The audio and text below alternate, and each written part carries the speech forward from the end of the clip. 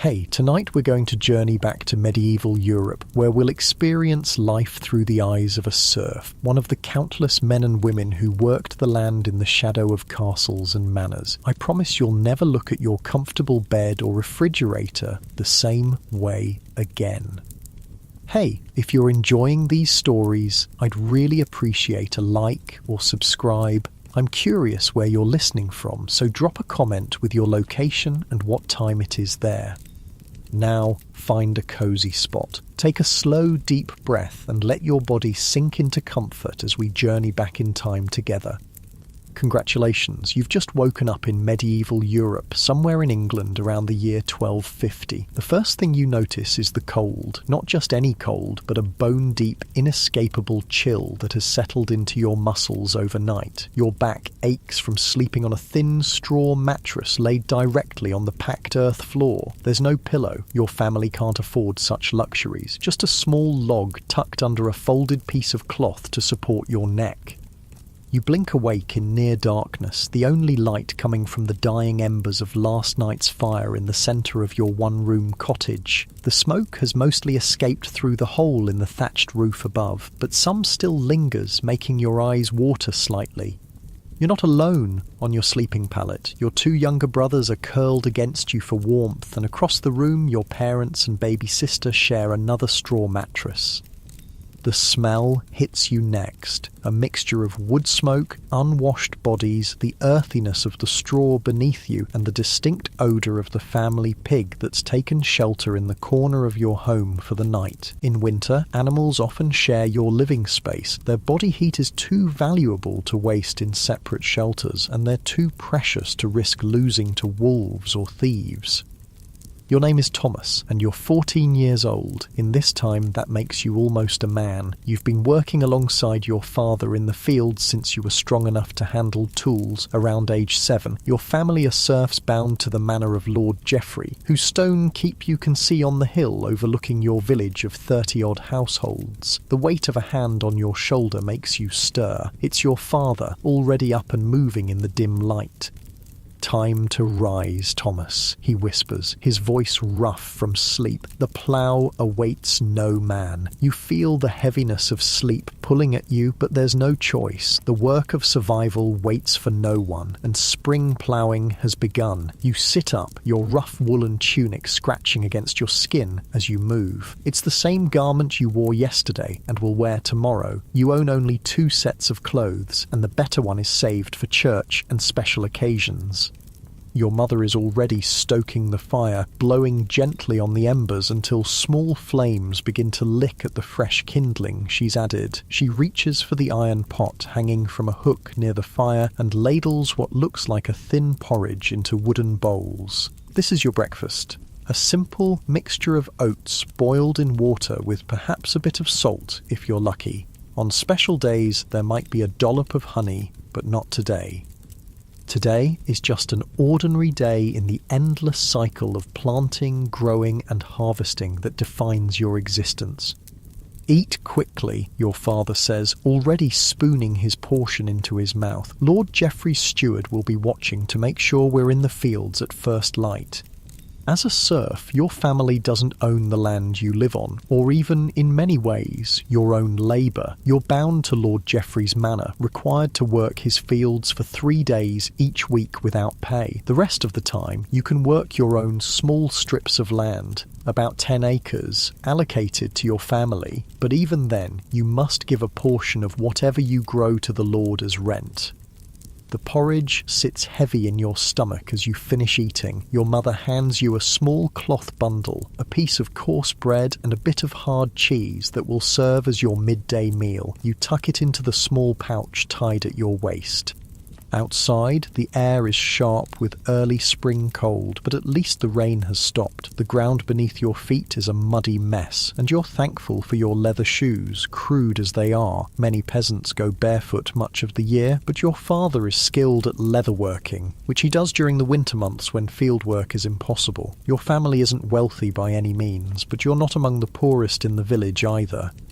The eastern sky is just beginning to lighten as you and your father make your way to the village common where other men and boys are gathering. There's little talk. Everyone is still half asleep and saving their energy for the long day ahead. The Lord's steward, a stern man named Walter, is already there, counting heads and making notes on a piece of parchment.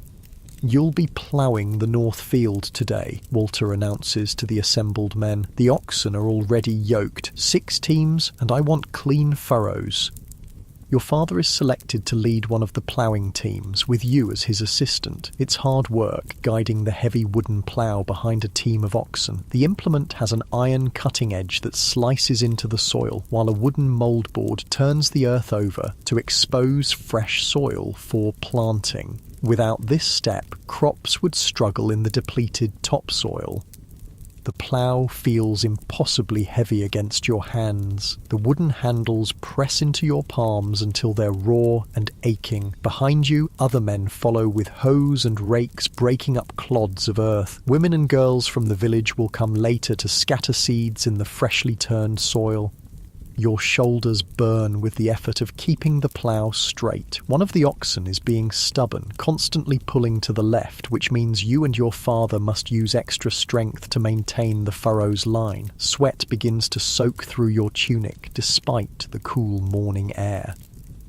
"Keep it straight, Thomas," your father murmurs. "Remember what I taught you. Feel the earth through the plough." You adjust your grip, leaning your weight into the task. The rich smell of fresh earth fills your nostrils as the plough turns over the soil. There's something satisfying about it, watching the neat furrow form behind you, knowing that soon this field will be green with growing wheat or rye, the staff of life that keeps hunger at bay. The sun climbs higher and your back aches with a deep, persistent pain. Your hands have formed blisters that have broken and now bleed slightly, making the wooden plough handles slippery, but you dare not stop. The steward watches from his horse at the edge of the field, and any sign of slacking would be reported to Lord Geoffrey. When the sun reaches its highest point, there's a brief rest. You sink down onto the ground, your legs trembling with fatigue. Your father sits beside you, his face weathered and lined beyond his 35 years. He looks old to your eyes, though in truth, he's still strong. Many men don't live much past 40 in your time. You unwrap your small bundle of food and break the bread in half, offering a portion to your father. He takes it with a nod of thanks. The cheese is hard and a bit mouldy at the edges, but neither of you minds. Food is food, and you've both worked up a fierce hunger. "The soil looks good this year," your father says between bites. "If the weather holds, we might have a better harvest than last." Last year's harvest had been poor and the winter hard. There had been nights when you'd gone to bed with your stomach aching from emptiness, your mother insisting that the younger children needed what little food remained more than you did. You hope your father is right about this year's prospects. The rest period is brief, no more than the time it takes to eat your simple meal and give the oxen a chance to drink from a nearby stream. Then it's back to the plough, your muscles protesting as you once again take up your position. The afternoon wears on, the sun beating down on your back. The field seems endless, though you know it's only a few acres. By the time the steward calls an end to the day's work, the sun is low in the western sky, and you've been labouring for more than 12 hours. Every part of your body aches as you and your father lead the oxen back to their pen. Your hands are raw, your shoulders burn, and your lower back feels as though someone has taken a club to it. But the north field is ploughed, its earth ready to receive the seed that will, God willing, grow into the grain that will see the manor through another year. The walk home seems longer than it did this morning. Your father is silent beside you, conserving his energy. When you reach your cottage, your mother has a pot of pottage simmering over the fire, a thick stew of whatever vegetables could be found this early in the season, mostly cabbage and turnips, with a few dried beans added for substance. On truly special occasions, there might be a bit of salt pork or bacon to flavour it, but meat is a rarity on your table. Your younger brothers, aged 10 and 7, have spent their day helping your mother and gathering firewood. Your sister, just 2, toddles around the dirt floor, occasionally steadying herself against the rough wooden table that, along with a few stools, makes up most of your family's furniture. "How was the field?" your mother asks, ladling the steaming pottage into wooden bowls. "Good soil," your father replies. "Thomas handled the plough well today." The simple praise warms you more than the food. Your father is not a man of many words, and his approval means everything. After the meal, there's still work to be done. The pig needs feeding, water must be fetched from the village well, and tools prepared for tomorrow. By the time you finally stretch out on your straw mattress, the only light is again from the fire's embers. Your body throbs with exhaustion, but there's also a sense of satisfaction. You've done your duty today, contributed to your family's survival, and fulfilled your obligation to the manor. As sleep begins to claim you, you're vaguely aware of your brothers curling up beside you, their small bodies seeking warmth against the night's chill. Tomorrow will bring another day of labour, almost identical to this one, and the day after that, and the one after that. This is the rhythm of life as a serf. The endless cycle of seasons, of planting and harvesting, of owing your labour to the land and to your lord. You drift off, your dreams filled with the smell of fresh-turned earth and the hope of a bountiful harvest to come. Morning arrives all too soon, the pale light filtering through the small window openings in your cottage walls. These aren't proper windows with glass, just narrow openings that can be covered with wooden shutters in bad weather. Today, like yesterday, begins before dawn. But this morning is slightly different. It's Sunday, the Lord's Day, and while there will still be work to do, animals need tending regardless of the day, you won't be in the fields. Instead, you'll attend Mass at the village church, a small stone building that sits at the centre of your community. Your mother has been up earlier than usual, preparing special bread for after church. The smell of it baking on the hot stones near the fire makes your stomach growl appreciatively. Sunday bread is made with finer flour than your daily fare, and sometimes even has a bit of honey mixed in. Your father helps your younger brothers wash their faces and hands in a basin of water. Appearance matters on Sundays, when the whole village gathers together and Lord Geoffrey himself might be present with his family. You take your turn at the basin, scrubbing away the dirt as best you can. Your mother has laid out your better tunic, still rough wool but less patched and stained than your everyday garment. The church bell begins to toll, its sound carrying across the village. Your family joins the stream of people making their way to the small stone building. Inside, the church is cool and dim, with light filtering through small, high windows. The walls are painted with bright scenes from the Bible, helping to tell the stories to those who cannot read, which is almost everyone in the village, including your family. The priest, Father Matthew, is a stern but fair man who serves not only as the village's religious leader, but also as something of a record keeper and advisor. He's one of the few literate people in your community, along with Lord Geoffrey and his family, and the steward Walter.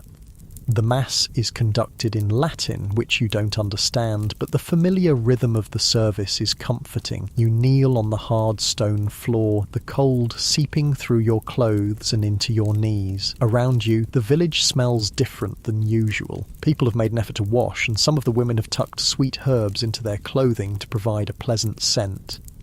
After Mass, there's a brief period of community gathering. This is when announcements are made, news is shared, and sometimes disputes are settled. Today, Father Matthew reminds everyone that Easter is approaching and extra work will be needed to prepare the church.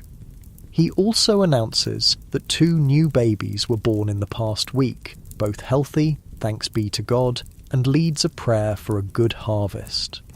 As your family walks home, you notice your father deep in conversation with a neighbour, their heads bent close together. "What's the matter?" you ask when you catch up to them. Your father's face is grim. William says Lord Geoffrey is planning to clear the western woodland for a new field. That's where we gather most of our firewood and forage for nuts in the fall. This is troubling news. While the Lord has every right to clear his lands, the loss of the woodland would be a serious blow to the village. Wild foods gathered from the forest, nuts, berries, mushrooms, and occasionally game, form an important supplement to your diet, especially in lean years. Can anything be done, you ask, already knowing the answer? Your father shakes his head. The land is his to use as he sees fit. We'll have to travel farther to gather what we need, that's all. It's a stark reminder of your place in the world. As serfs, you have certain rights and protections under custom and law, but ultimately the land belongs to the Lord, and his decisions can dramatically impact your life with little recourse on your part. Sunday afternoon brings a rare opportunity for rest and social gathering. The young men of the village organise a game of ball in the common field, a rough affair with few rules beyond getting a stuffed leather ball from one end of the field to the other. It's a chance to burn off energy and engage in friendly competition. You join in eagerly, your body temporarily forgetting its aches from yesterday's labour. The older men gather to discuss village matters and share a communal jug of ale, while women catch up on news and children run wild in a rare moment of freedom. These Sunday afternoons are precious breaks in the endless cycle of work.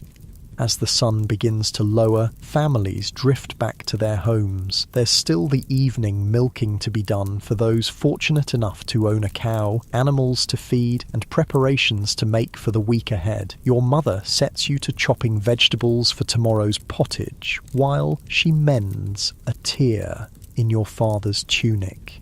"Thomas," she says as you work side by side, "Mrs. Cooper mentioned that her daughter Emma has been asking about you." You feel your face grow warm. Emma Cooper is a year younger than you, with bright eyes and a quick laugh. You've noticed her too, though you've been too shy to say much to her directly. She's a good girl from a good family, your mother continues, a hint of a smile playing at her lips. Her father is a free tenant, not bound to the manor like us. She'd make a fine wife someday. "Mother," you protest, embarrassed. "I'm only 14. "And in a few years you'll be looking to start your own household," she says matter-of-factly. "It's not too early to think about these things." Marriage isn't just about love in your world. It's a practical arrangement that brings together resources and labour. A good match can improve your family's standing and security, and your mother is right that the Coopers would be a good connection. As free tenants, they pay rent for their land, but aren't bound to it as serfs are. Their daughter would bring a small dowry and valuable skills in spinning and weaving. Before you can respond further, your father enters the cottage, bringing with him news from the men's gathering. "The bailiff says we'll be planting the east field with barley this year instead of rye," he announces. "Lord Geoffrey wants more barley for brewing ale." This news is met with mixed feelings. Barley requires more careful tending than the hardier rye, but it also fetches a better price at market. If the harvest is good, the portion your family keeps might bring in more income when sold. That night, as you lie on your straw mattress listening to the soft breathing of your brothers, your mind is full of the day's events, the hard reality of the Lord's decision about the woodland, the game of ball that left you pleasantly tired, your mother's hints about Emma Cooper, and the news about the barley planting. All of these things form the texture of your life, a life bound to the land and to the traditions and obligations of feudal society.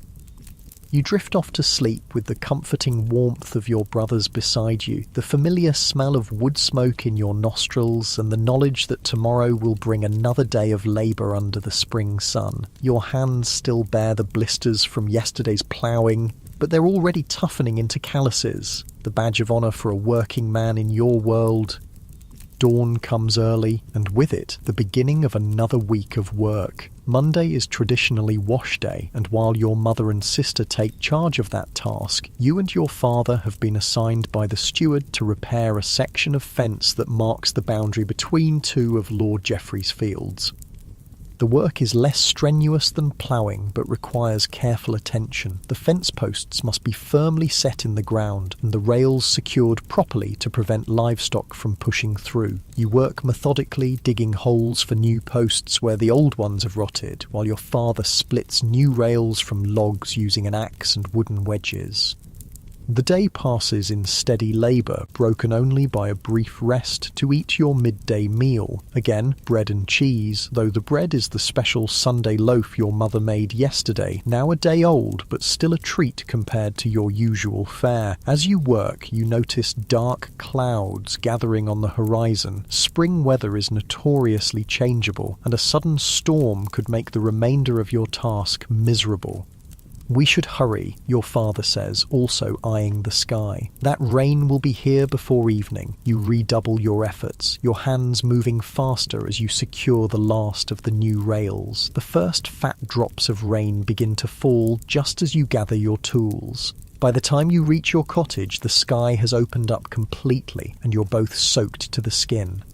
Your mother clucks sympathetically as you enter, immediately stirring the fire to provide warmth. Your wet clothes are hung near the flames to dry, and you change into your other set of garments, grateful that today was washing day so they're relatively clean. The rain drums on your thatched roof, finding a few spots where the straw has thinned, creating small drips that your mother catches in bowls. The leak spots are well known to your family, and repairing the thatch is a task scheduled for later in the spring when there's a brief lull in fieldwork. The rain is good for the newly planted fields, your father observes, always thinking of the crops. A farmer's mind is constantly attuned to the weather and its effects on growing things.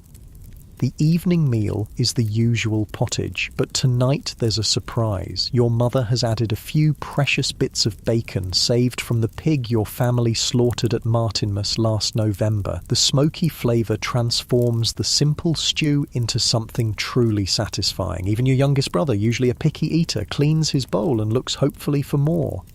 As the family gathers around the fire for the evening, your father begins working on a new pair of shoes for your youngest brother, who has outgrown his current ones. The leather was tanned last fall, a smelly process that took weeks but transformed raw hides into usable material. Your father's fingers move deftly, using a bone awl to punch holes through which he passes waxed thread, gradually shaping the flat leather into foot coverings. Your mother takes up her drop spindle, turning wool from your family's few sheep into thread that will later be woven into cloth. Your task for the evening is to carve a new handle for the hoe that broke last week. The wood must be shaped just right to fit the iron blade securely, while providing a comfortable grip for the user. These quiet evening hours, when the day's heavy labour is done but there's still light from the fire for indoor tasks, are when skills are passed down and stories are told. Tonight your father recounts a tale from his own youth when a particularly harsh winter froze the village pond, solid enough to walk across. "We made sleds from barrel staves," he tells your rapt brothers, "and raced them across the ice. Your Uncle Robert was the fastest. He always won." Uncle Robert, your father's brother, died 3 winters ago from a lung sickness that swept through the village. Such losses are common in your world, where illness can take even the strongest with frightening speed. There are no doctors in your village, only the wise woman at the edge of the settlement who knows about herbs and poultices, and whose remedies sometimes help and sometimes don't.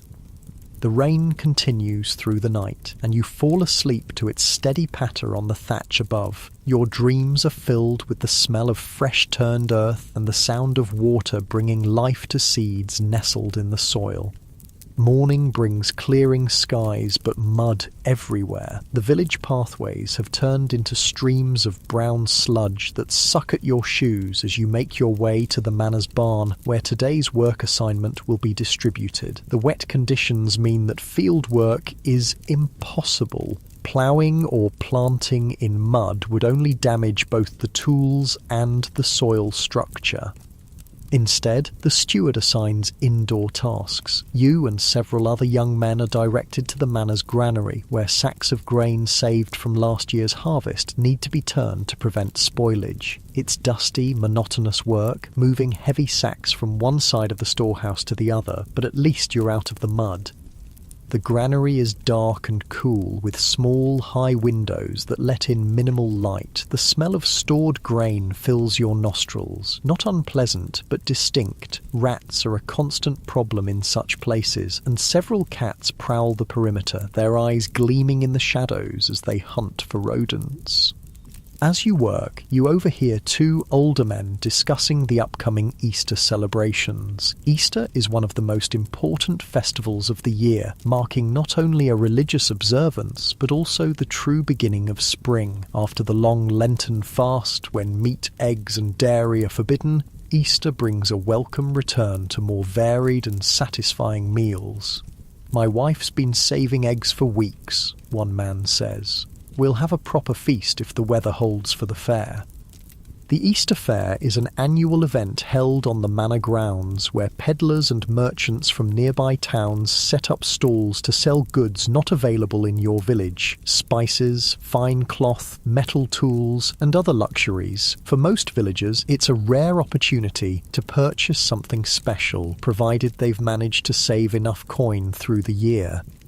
You've been looking forward to the fair yourself. Last harvest, you earned a few extra pennies helping the miller's family bring in their wheat. You've kept the coins carefully wrapped in a scrap of cloth, hidden beneath a loose board in your cottage. You're hoping to buy a small belt knife of your own, a practical tool that would also be something of a status symbol for a young man your age. The workday in the granary passes slowly, the repetitive task of moving sacks numbing both body and mind. By the end, your shoulders and back ache from the strain, and your lungs feel dusty from the grain particles floating in the air, but it's still better than being soaked through in the fields.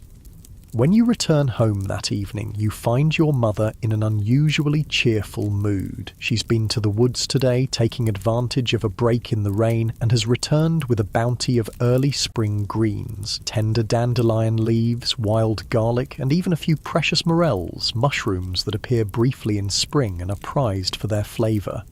"We'll have a proper stew tonight," she announces proudly, already chopping the foraged goods to add to the pot. The addition of these wild foods will transform your usual pottage into something special, a welcome change after the monotonous winter diet. As you sit down to enjoy this improved meal, your father shares news he heard while working today. "There's word that Lord Geoffrey's daughter is to be married this summer," he says between bites, "to the son of Lord Pembroke from the next county. Such alliances between noble families are important events that can affect everyone on the manor. A favourable marriage could bring prosperity through new trade connections or political advantages. An unfavourable one might lead to conflict or increased demands on the peasantry to fund lavish wedding celebrations." "Will there be a feast for the village?" your mother asks. Noble weddings sometimes included celebrations for the common folk, with extra food and ale distributed as a show of generosity. Your father shrugs. "Too early to say, but I'd wager we'll all be put to work preparing for the ceremony, regardless." As the evening deepens into night and the fire burns low, you find yourself thinking about the contrasts in your world. The daughter of Lord Geoffrey will bring a substantial dowry to her marriage: land, money, fine clothes and household goods. Her wedding will be a lavish affair with musicians, elaborate foods and guests from far and wide. When your time comes to marry, perhaps to Emma Cooper with her bright eyes or to some other village girl, the celebration will be simpler. A modest feast for family and neighbours, perhaps a piper if someone can afford to hire one, and gifts of practical household items to start your new life together. Your dowry or bride price will be measured in tools, livestock, and perhaps a small piece of land to work, not in gold or silks. Yet both marriages, noble and common, serve the same essential purposes in your society, creating alliances, ensuring the continuation of family lines, and establishing new households that will contribute to the community's survival. These thoughts follow you into sleep, where your dreams mix the familiar rhythms of village life with vague visions of the wider world beyond, a world you've heard about in travelers' tales but may never see for yourself. Another day dawns, another link in the endless chain of seasonal work that defines your existence. The ground has dried somewhat after yesterday's rain, and field work resumes. Today, you join a group spreading manure on the newly ploughed fields, perhaps the least pleasant task in the agricultural calendar, but vital for maintaining soil fertility.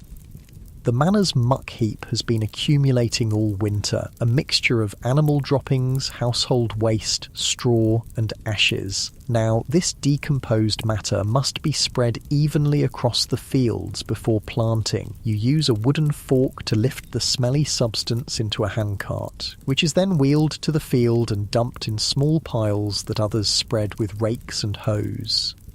The smell is overwhelming, especially as the sun warms the air. Flies buzz around your head, occasionally landing on your sweaty skin. You breathe through your mouth as much as possible, trying to ignore the stench that seems to permeate everything, including your clothes and hair. Despite the unpleasantness, there's no denying the importance of this work. The manure will help ensure a better harvest, and a better harvest means more food for everyone, including your family's share after the Lord has taken his portion and the church its tithe. As you work, you notice Emma Cooper among the group of women and girls spreading the manure piles with rakes. She catches your eye and smiles briefly before returning to her task. The simple interaction sends a flutter through your chest, and you find yourself working with renewed energy, occasionally stealing glances in her direction. During the midday break, you sit with your back against a hedgerow, chewing your bread and cheese. To your surprise, Emma comes to sit nearby, along with her younger sister and another girl from the village. "Hello, Thomas," she says, her voice carrying just a hint of shyness. "Mother says your family's sheep had twins this spring." 3 sets, you confirm, proud of this small prosperity. Your family keeps only a small flock, just 6 ewes and a ram, but multiple births mean more wool for spinning and weaving, and perhaps an extra animal to sell at market or butcher for meat. The conversation is simple, revolving around village news and the upcoming Easter celebrations, but you find yourself tongue-tied more than once, especially when Emma laughs at something you've said. Her presence makes you acutely aware of the manure stains on your clothing and the dirt under your fingernails, though she's just as dishevelled from the same work. All too soon, the steward calls everyone back to their tasks, and the brief social interlude ends. But as you return to the muck heap, there's a lightness in your step that wasn't there before. The remainder of the day passes in the same malodorous labour, but somehow it seems less onerous now. By sunset, several acres have been fertilised, ready for the next phase of planting. You return home dirty and exhausted, but carrying a small, warm glow of possibility about Emma Cooper and what your mother had hinted at regarding your future. The rhythm of your days continues, each one filled with labour, but also with the small joys and concerns that make up a human life, regardless of the era. You work, you eat, you sleep, you interact with family and community. You worry about the weather and the harvest, about pleasing your parents and the steward, about your future prospects within the confines of your station. And through it all, the land remains the constant centre of your existence. The soil that you turn with your plough, that you fertilise with manure, that you seed with grain, and that, God willing, will yield the crops that sustain life for another year in your small corner of medieval Europe. The evening fire casts long shadows on the wall of your cottage as your mother stirs the cooking pot and your father mends a broken tool. Your brothers play a quiet game with pebbles on the packed earth floor while the baby sleeps in a small wooden cradle, a family heirloom passed down through generations. Outside, the last light fades from the sky and another day in the life of a medieval serf comes to its close. Your eyelids grow heavy as you stretch out on your straw mattress, the familiar scratchy texture now a comfort rather than an irritation. Tomorrow will bring new tasks, new challenges, and perhaps new possibilities. But for now, sleep beckons, carrying you away from the harsh realities of your medieval existence into dreams that know no boundaries of time or station. The weeks pass in a steady rhythm of labour and rest, the days growing longer as spring deepens towards summer. The fields that you and the other villagers ploughed and fertilised are now showing the first tender shoots of barley and rye, delicate green lines against the dark soil. In the strips of land allocated to your family, your mother has planted vegetables, onions, garlic, cabbages and turnips that will supplement your diet through the coming months. The air feels different now, carrying the scent of growing things and warm earth rather than the damp chill of early spring. Your days follow the sun, beginning at first light and ending when darkness makes work impossible. The church bells mark the hours of prayer. Prime at dawn, terce in mid-morning, sext at noon, none in mid-afternoon, vespers at sunset, and compline before bed, providing structure to each day's labour. Today begins like any other, with a simple breakfast of porridge, but there's excitement in the air because it's the feast day of St. Mark, which coincides with Rogation Days, a time when the village processes around the boundaries of the parish, asking for God's blessing on the fields and a bountiful harvest to come. Make sure your face is clean, your mother reminds your younger brothers. And Thomas, wear your better tunic. Father Matthew will want you to help carry the cross. Being chosen to carry the parish cross in the procession is an honour, recognising your transition from boy to young man. You feel a mixture of pride and nervousness at the responsibility. The wooden cross is heavy, mounted on a long pole that must be held upright throughout the lengthy walk around the parish boundaries.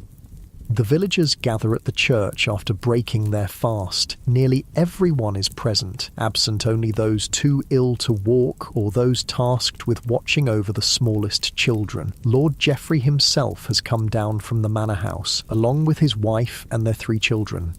On such occasions, the usual social barriers remain firmly in place, but there's a sense of community that transcends the everyday divisions between lord and peasant.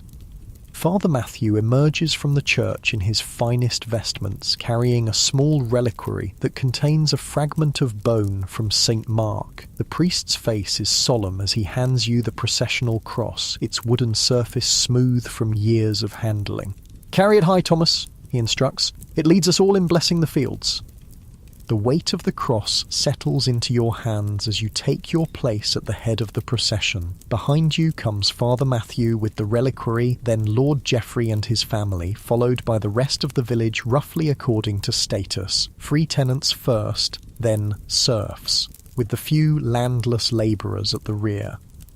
The procession moves slowly along the village paths and out to the fields. Father Matthew stops at regular intervals to sprinkle holy water on the boundary markers and newly sprouted crops, chanting prayers in Latin that few in the village understand but all respect. Everyone joins in the responses they've learned by rote, their voices rising together in supplication for good weather, healthy crops, and protection from pestilence. The sun climbs higher as you walk and the cross grows heavier in your hands. Your shoulders begin to ache, but you dare not falter or show weakness. This is part of becoming a man in your community, demonstrating that you can bear burdens with dignity and endurance. The circuit of the parish takes several hours, winding through fields and pastures along the edge of the woodland and past the small stream that provides water for the village. At each significant boundary point, everyone stops while Father Matthew performs a brief blessing. These pauses give you a chance to shift the cross slightly, easing the strain on your muscles. You notice Emma Cooper watching you from her place in the procession. When your eyes meet, she offers an encouraging smile. Her father, John Cooper, is one of the village's free tenants, not bound to the manor like your family, but paying rent directly for his land. The Coopers' slightly higher status makes them desirable connections, which is partly why your mother has been hinting at a possible match. When the procession finally returns to the church, your arms feel like lead and there's a dull ache between your shoulder blades, but you've completed your duty without complaint, and you can see approval in your father's eyes as you carefully return the cross to its stand inside the church.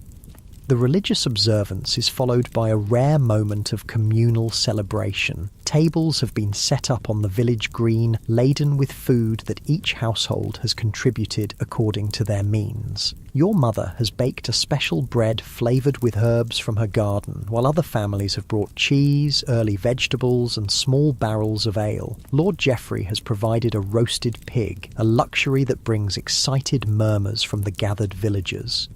"The Lord is generous this year," your father comments quietly as you find places to sit on the grass. Perhaps the wedding plans for his daughter put him in good spirits. The feast is a welcome break from your usual fare. The pork is rich and flavourful, the fat melting on your tongue, there's bread and cheese in abundance, and even a bit of honey to sweeten the experience. The ale flows freely, though as a youth you're expected to drink sparingly. The adults become merrier as the afternoon progresses, their laughter growing louder, their movements less restrained. Music adds to the festive atmosphere. Wat the Miller plays a simple wooden flute, while his son accompanies him on a small drum. The tunes are lively, encouraging people to dance despite their everyday weariness. You watch as several village girls, including Emma, form a circle and move in time to the music, their usual reserve melting away in the joy of the moment. "Go on," your mother nudges you with her elbow. "Ask Emma for a dance. It's expected on feast days." Your face grows warm at the suggestion, but the special nature of the day gives you courage. You approach the circle of dancing girls, waiting for a natural pause in the music before catching Emma's eye. "Would you like to dance?" you ask, your voice cracking slightly with nervousness. Emma's cheeks flush pink, but she nods, stepping away from her friends to take your outstretched hand. Her palm feels small and warm against yours, slightly rough from daily work, but still somehow delicate. The music begins again, a lively tune that has you both moving in the simple patterns that everyone in the village knows from childhood. Dancing together is one of the few permitted forms of physical contact between unmarried young people, closely watched by parents and elders to ensure propriety. Still, there's an undeniable thrill in the brief touches and shared movements, the chance to speak a few words away from listening ears. "You carried the cross well today," Emma says as you circle each other. "Father Matthew doesn't choose just anyone. My arms may never recover," you admit with a rueful smile, "but it was an honour." "My father says you're skilled with the plough for someone your age," she continues. "He notices such things. This indirect compliment from John Cooper means more than you can express. A father would not encourage his daughter's interest in a young man he didn't consider worthy or promising. Despite the difference in your family's status, there might truly be a possibility for a match in the future." The dance ends too soon, and Emma returns to her friends while you rejoin your family. Your younger brothers tease you mercilessly about your red face, but your mother looks pleased, and even your father gives an approving nod.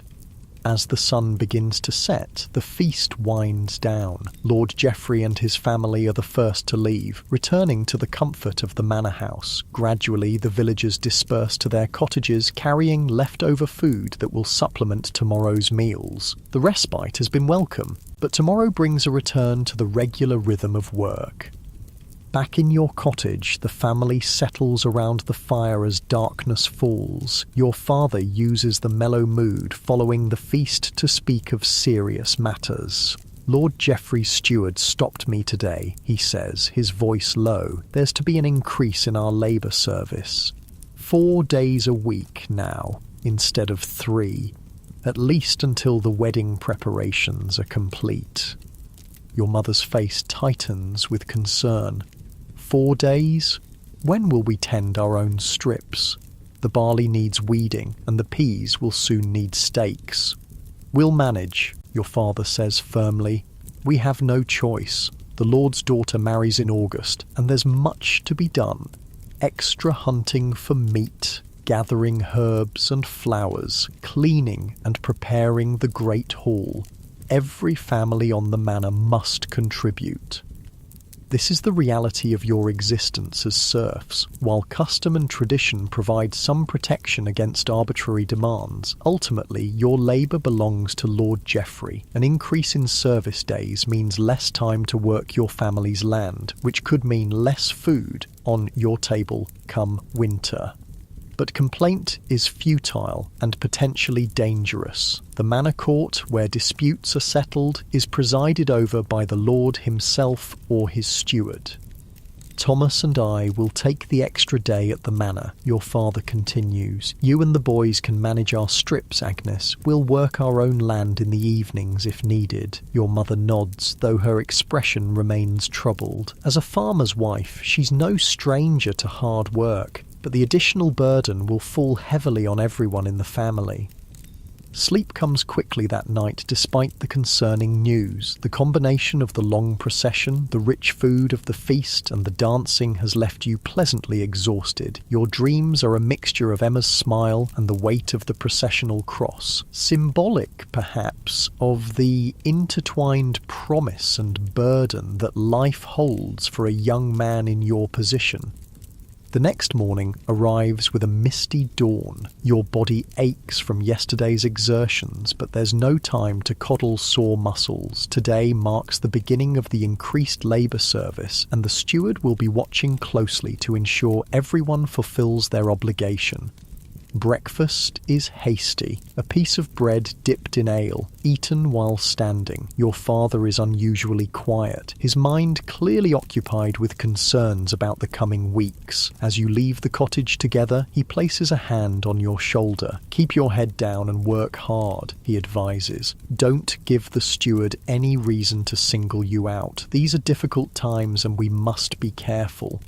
The warning seems excessive. You've always been diligent in your work, but something in your father's tone makes you pay attention. There's an undercurrent of tension in the village that you don't fully understand, whispers among the adults that cease when younger ears come within range.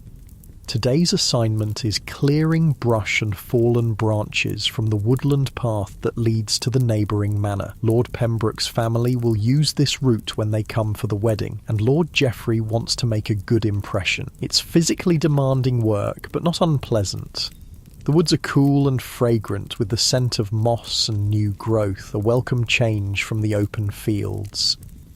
You work alongside men from several families, including John Cooper. He's a solidly built man in his 40s with a reputation for fairness and hard work. As a free tenant, he could have sent his son in his place for this labour, but he's chosen to come himself. This is not unusual. Free tenants often work alongside serfs for communal projects, maintaining the social bonds that help the village function as a unit, despite differences in status.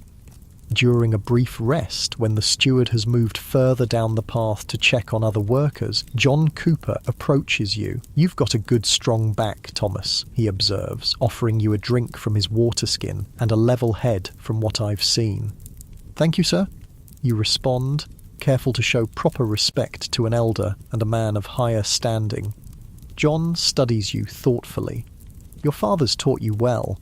How old are you now? 14? "Yes, sir. 15 come Michaelmas." He nods, seeming satisfied with this information. "A good age, old enough to be thinking about the future." He pauses, then adds, "Emma mentioned you danced well yesterday." Your face grows warm at this direct reference to his daughter. She's very kind to say so. A hint of a smile crosses John's weathered face. Kind, yes, but not given to empty flattery. He hands you back the water skin. We should return to work before Walter notices our idleness.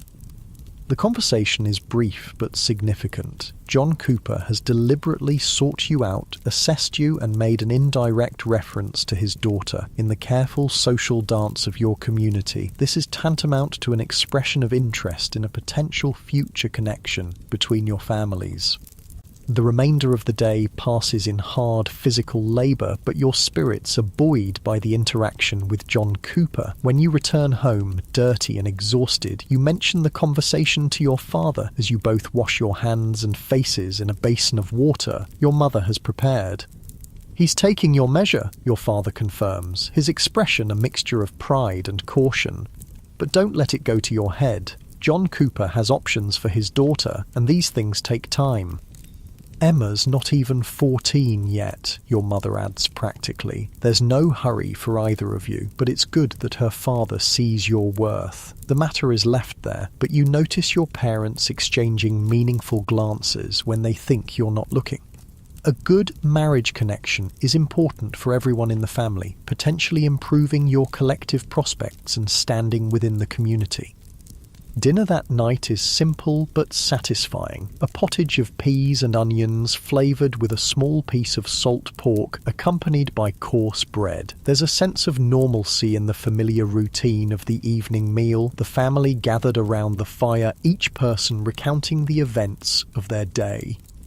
Your younger brother Will, who's 10, proudly describes helping your mother weed the vegetable garden. 7-year-old Peter has spent his day gathering kindling in the woods under the supervision of an older neighbour boy. Even your little sister Mary, barely 2, babbles excitedly about the chicken she helped feed, though only a few of her words are intelligible. These quiet family moments are the foundation of your existence, the simple pleasures and connections that make the hardships bearable. Despite the increased labour obligations, despite the uncertainty of the harvest to come, there is stability in the knowledge that you belong here, that your place in the world, though humble, is secure. As the days pass, spring fully gives way to summer. The fields transform from bare earth to lush green, the crops growing visibly with each passing week. The increased labour service continues, but your family adapts, working longer hours on your own land when you can. Your mother and brothers take on more responsibility for tending your strips while you and your father fulfil the obligation to Lord Geoffrey. The forest that provides so many vital resources for your family, firewood, game, wild foods and building materials, is showing its summer abundance. Whenever possible, you spend time there, gathering what you can. One evening, after a full day of labour on the manor lands, you venture into the woods with a small sack to collect early berries for your mother. The forest is different in the golden light of late afternoon, dappled shadows playing across the undergrowth, birds calling to one another overhead. You move quietly, eyes scanning the ground and bushes for the telltale red of wild strawberries or the darker hue of early blackberries. These small sweet treats are rare luxuries that bring delight to your younger siblings. As you bend to pick a cluster of strawberries, a rustling sound catches your attention. You freeze, suddenly alert. Hunting in the Lord's forest is strictly forbidden to peasants, a crime punishable by severe penalties. But you've brought no bow or snare, only your gathering sack. Through the trees, you glimpse a figure moving. At first, you think it might be another villager on a similar errand, but then you recognise the distinctive cap and tunic of Walter, the steward. He hasn't seen you yet, and appears to be examining something on the ground, his back to your position.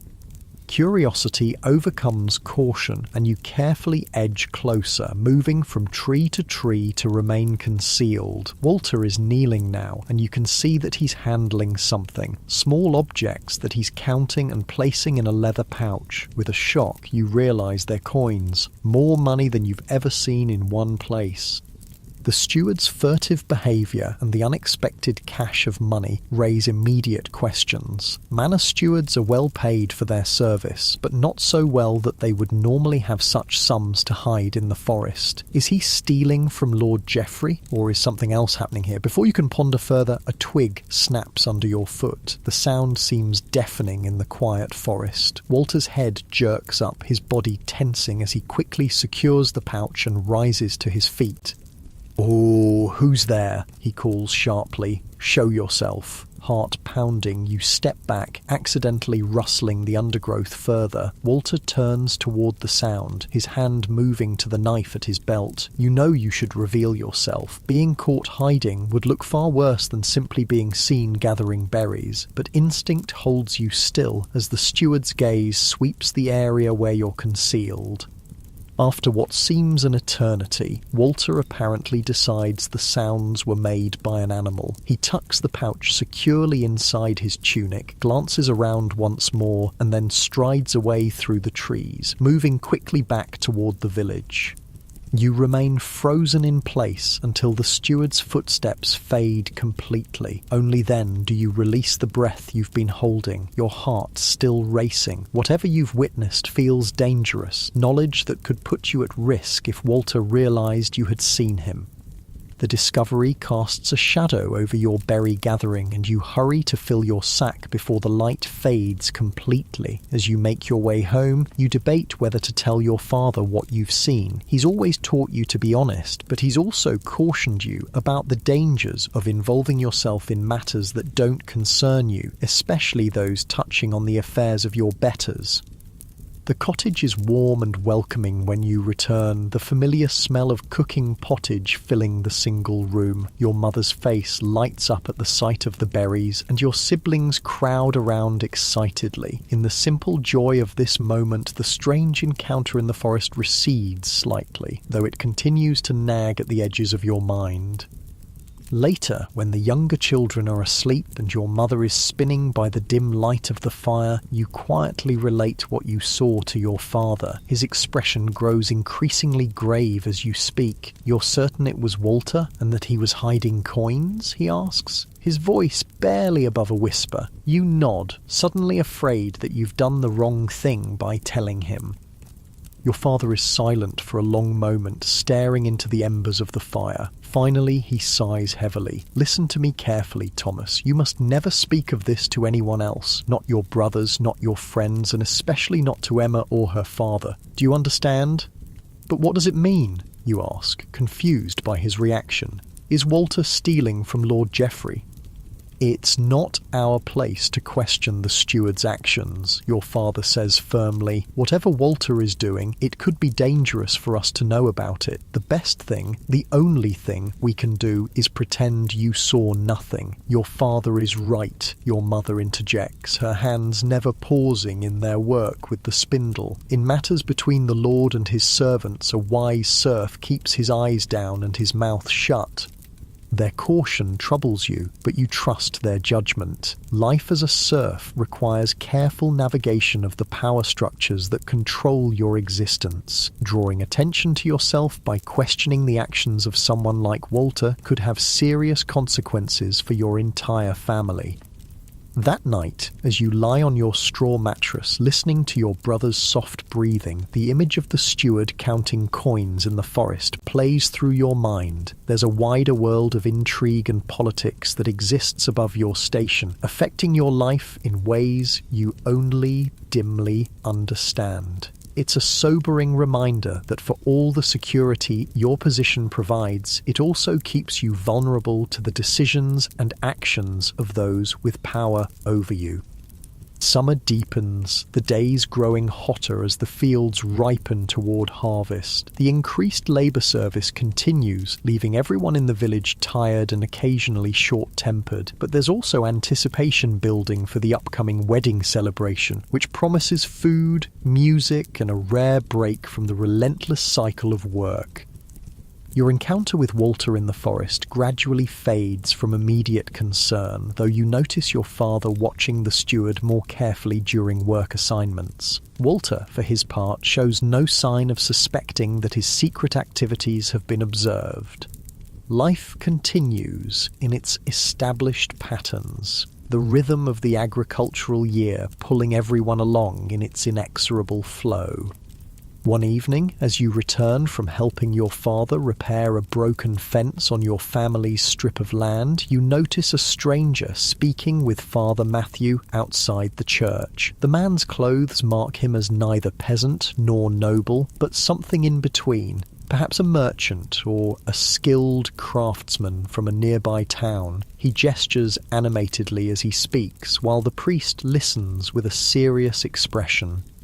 Your curiosity is piqued, but you know better than to linger obviously or approach too closely. Strangers in the village are uncommon enough to generate interest, but village gossip will soon reveal the man's purpose if it concerns the community. Sure enough, at dinner that night your mother has news. Agnes from the bakehouse says the man talking to Father Matthew is a stonemason from Lincoln, she reports as she serves the pottage. Come to discuss repairs to the church roof before winter. Lincoln, your father repeats, impressed. That's 3 days' journey at least. The church roof must be worse than it looks. Apparently, Bishop Hugh is providing funds for repairs to several parish churches in the diocese, your mother continues, clearly pleased to be sharing interesting information. Father Matthew has been petitioning for help since last winter's storms damaged the bell tower. This is welcome news for the village. A sound church building is important not just for worship but for community gatherings, especially during the winter months when the thick stone walls provide shelter from the elements. The presence of a skilled stonemason also presents potential work opportunities for some villagers as labourers, carrying materials and assisting with the construction. Do you think Lord Geoffrey will reduce our service days when the mason needs help? You ask hopefully. Your father shakes his head. More likely he'll expect us to do both, fulfill our regular service and assist with the church repairs, but perhaps there will be payment for the extra work. Even a small payment would be welcome. Your family, like most in the village, operates largely without currency, producing much of what you need and bartering for the rest. Actual coins are rare and precious, saved for special purchases or emergency needs. As you drift off to sleep that night, your thoughts are a mixture of the day's events and plans for tomorrow. The changing seasons bring shifting patterns of work and opportunity, each with its own challenges and rewards. Summer's abundance is accompanied by long hours of labour under the hot sun, but winter's rest comes with the threat of cold and hunger if the harvest is insufficient. Through it all, the constancy of family and community provides structure and meaning to your existence. Your place in the world may be humble, but it is secure in its familiarity. The small cottage that shelters you, the land that feeds you, the rhythms of work and prayer that order your days. Despite the hardships and limitations of life as a serf, there is comfort in belonging so completely to this place and these people.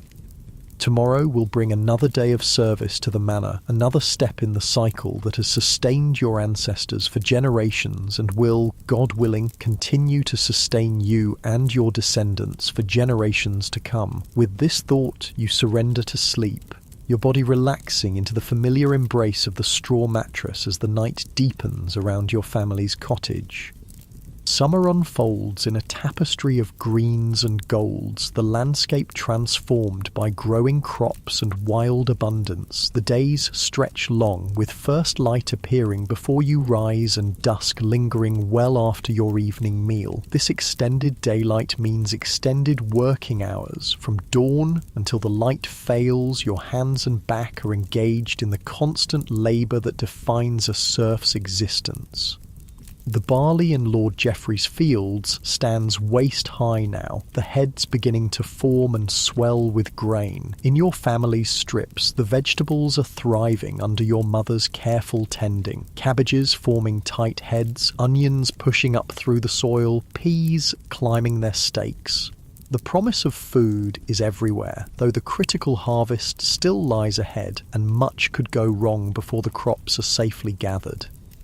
Work on the manor continues at an increased pace. With Lord Geoffrey's daughter's wedding approaching in August, there are endless preparations. You've been assigned to a group building additional tables and benches for the feast using timber from the manor woodland. It's satisfying work compared to some tasks, allowing you to use the woodworking skills your father has taught you over the years.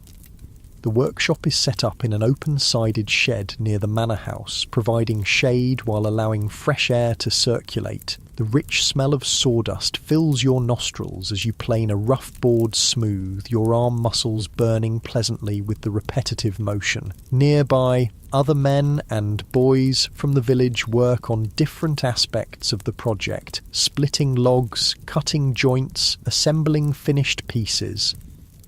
"Mind your stroke there, Thomas," advises Godwin the carpenter, a free man who travels between manors offering his specialised skills. "Follow the grain of the wood, not against it." You adjust your technique, feeling the plane glide more smoothly across the oak plank. Godwin nods approval before moving on to check another worker's progress. Having come from a larger town, the carpenter brings news and different perspectives that make his presence interesting beyond his craft knowledge. "Is it true that in Lincoln some craftsmen work only at their trade?" you ask during a brief water break. "Never farming at all?" Godwin laughs, taking a long drink from the communal water bucket before answering.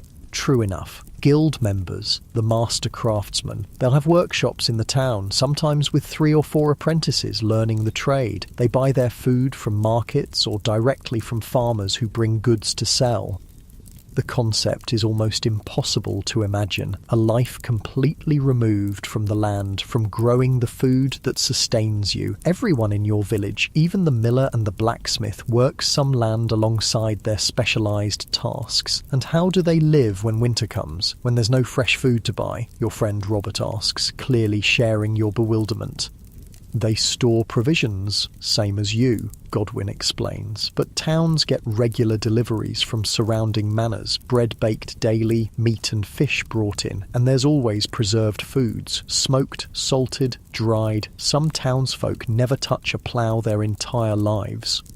The conversation gives you much to think about as you return to your work. The world beyond your village suddenly seems larger and more complex than you'd imagined. Different ways of living, different possibilities, yet you also recognise the security in your connection to the land, the direct relationship between your labour and your sustenance, despite the Lord's claim to a significant portion of what you produce. The midday bell rings from the church tower, signalling a brief rest for food. You retrieve your bundle from where you stored it in the shade. Bread, cheese, and a few early plums that your brother Will found ripening at the edge of the orchard. The fruit is a special treat, sweet, tart juice bursting in your mouth as you bite into the purple flesh.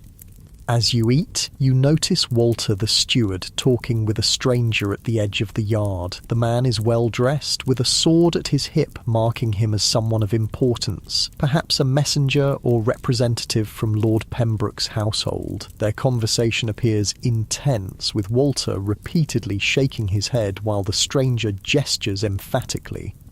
You're careful not to stare, remembering all too well what you witnessed in the forest, but your position gives you a clear view without being obvious about your observation. Eventually, Walter seems to relent, nodding reluctantly before the two men walk toward the manor house together. "Who do you suppose that is?" Robert whispers, having noticed your attention. "No idea," you reply truthfully.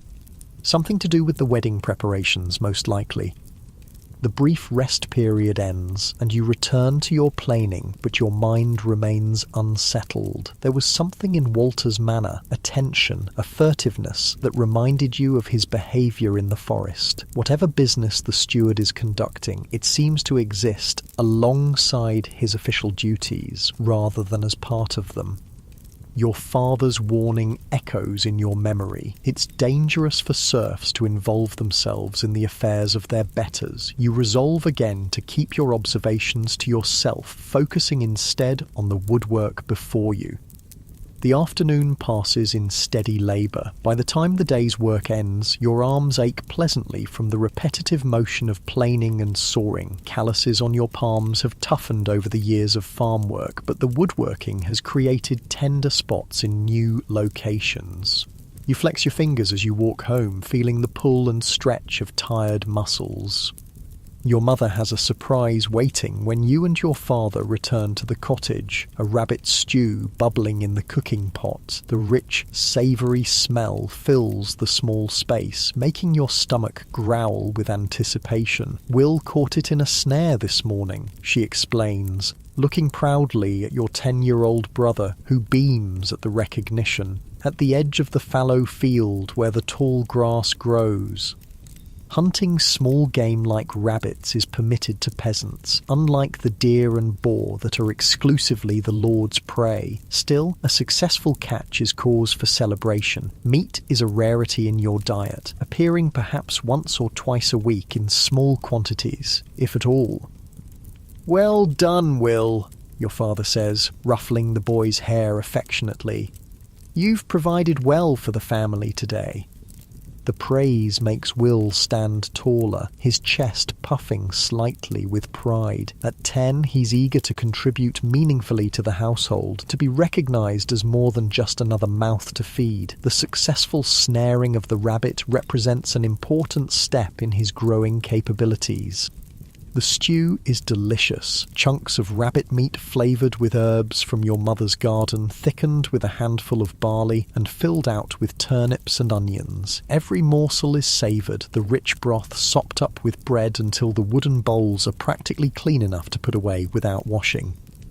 After the meal, your father shares news he heard during the day's work. The mason from Lincoln has hired 4 men from the village to help with the church repairs, he says, paying actual coin for the labour, not just credit at the alehouse. "Who's been chosen?" your mother asks, already working on mending a tear in Peter's tunic as she sits by the fire. Hugh the blacksmith's son, for one. Strong back on that boy. 2 of the Atwell brothers, and old Cedric, surprisingly. "Cedric?" Your mother raises an eyebrow. He must be 50 if he's a day. Apparently, he has experience from when they built the bridge at Thornford, knows how to mix mortar properly. Your father stretches his tired shoulders. The work begins after the harvest. 4 weeks of labour with food provided and 2 pennies a day. The amount seems princely to your ears. 2 pennies a day would mean nearly a shilling a week, enough to buy a good wool cloak or several pairs of shoes with money left over. "Could I be considered for such work?" you ask, trying not to sound too eager. Your father gives you an appraising look. "Perhaps. You're young yet, but strong enough, and you've shown good skill with the woodworking." He pauses. "I'll speak to Father Matthew when the time comes, if you wish it." This potential opportunity fills you with excitement. Not only would the payment be significant, but working closely with a master craftsman from a city would provide valuable knowledge and connections beyond your village. Such advantages could make a substantial difference to your future prospects. The evening draws on, the fire burning low as your family prepares for sleep. Outside, a gentle summer rain begins to fall, drumming softly on the thatched roof. A few drips find their way through thin spots in the thatch, but your mother has placed familiar bowls and pots in the known leak locations, catching the water with practiced efficiency. The sound of rain is soothing, and you drift towards sleep with thoughts of stonework, pennies, and possibilities swirling in your mind. The following weeks bring a steady progression toward harvest time. The labour on wedding preparations continues alongside the regular work of maintaining fields and animals. Your muscles grow accustomed to the varied tasks, developing different strengths and tolerances. The calluses on your hands thicken, your skin tanning dark where exposed to the sun. One particularly hot afternoon, while cutting reeds from the village pond for fresh thatch, you spot Emma and several other girls washing clothes at the pond's edge. The sight is common enough. Laundry is a regular chore that brings village women and girls to the water at least weekly. But today, something catches your particular attention.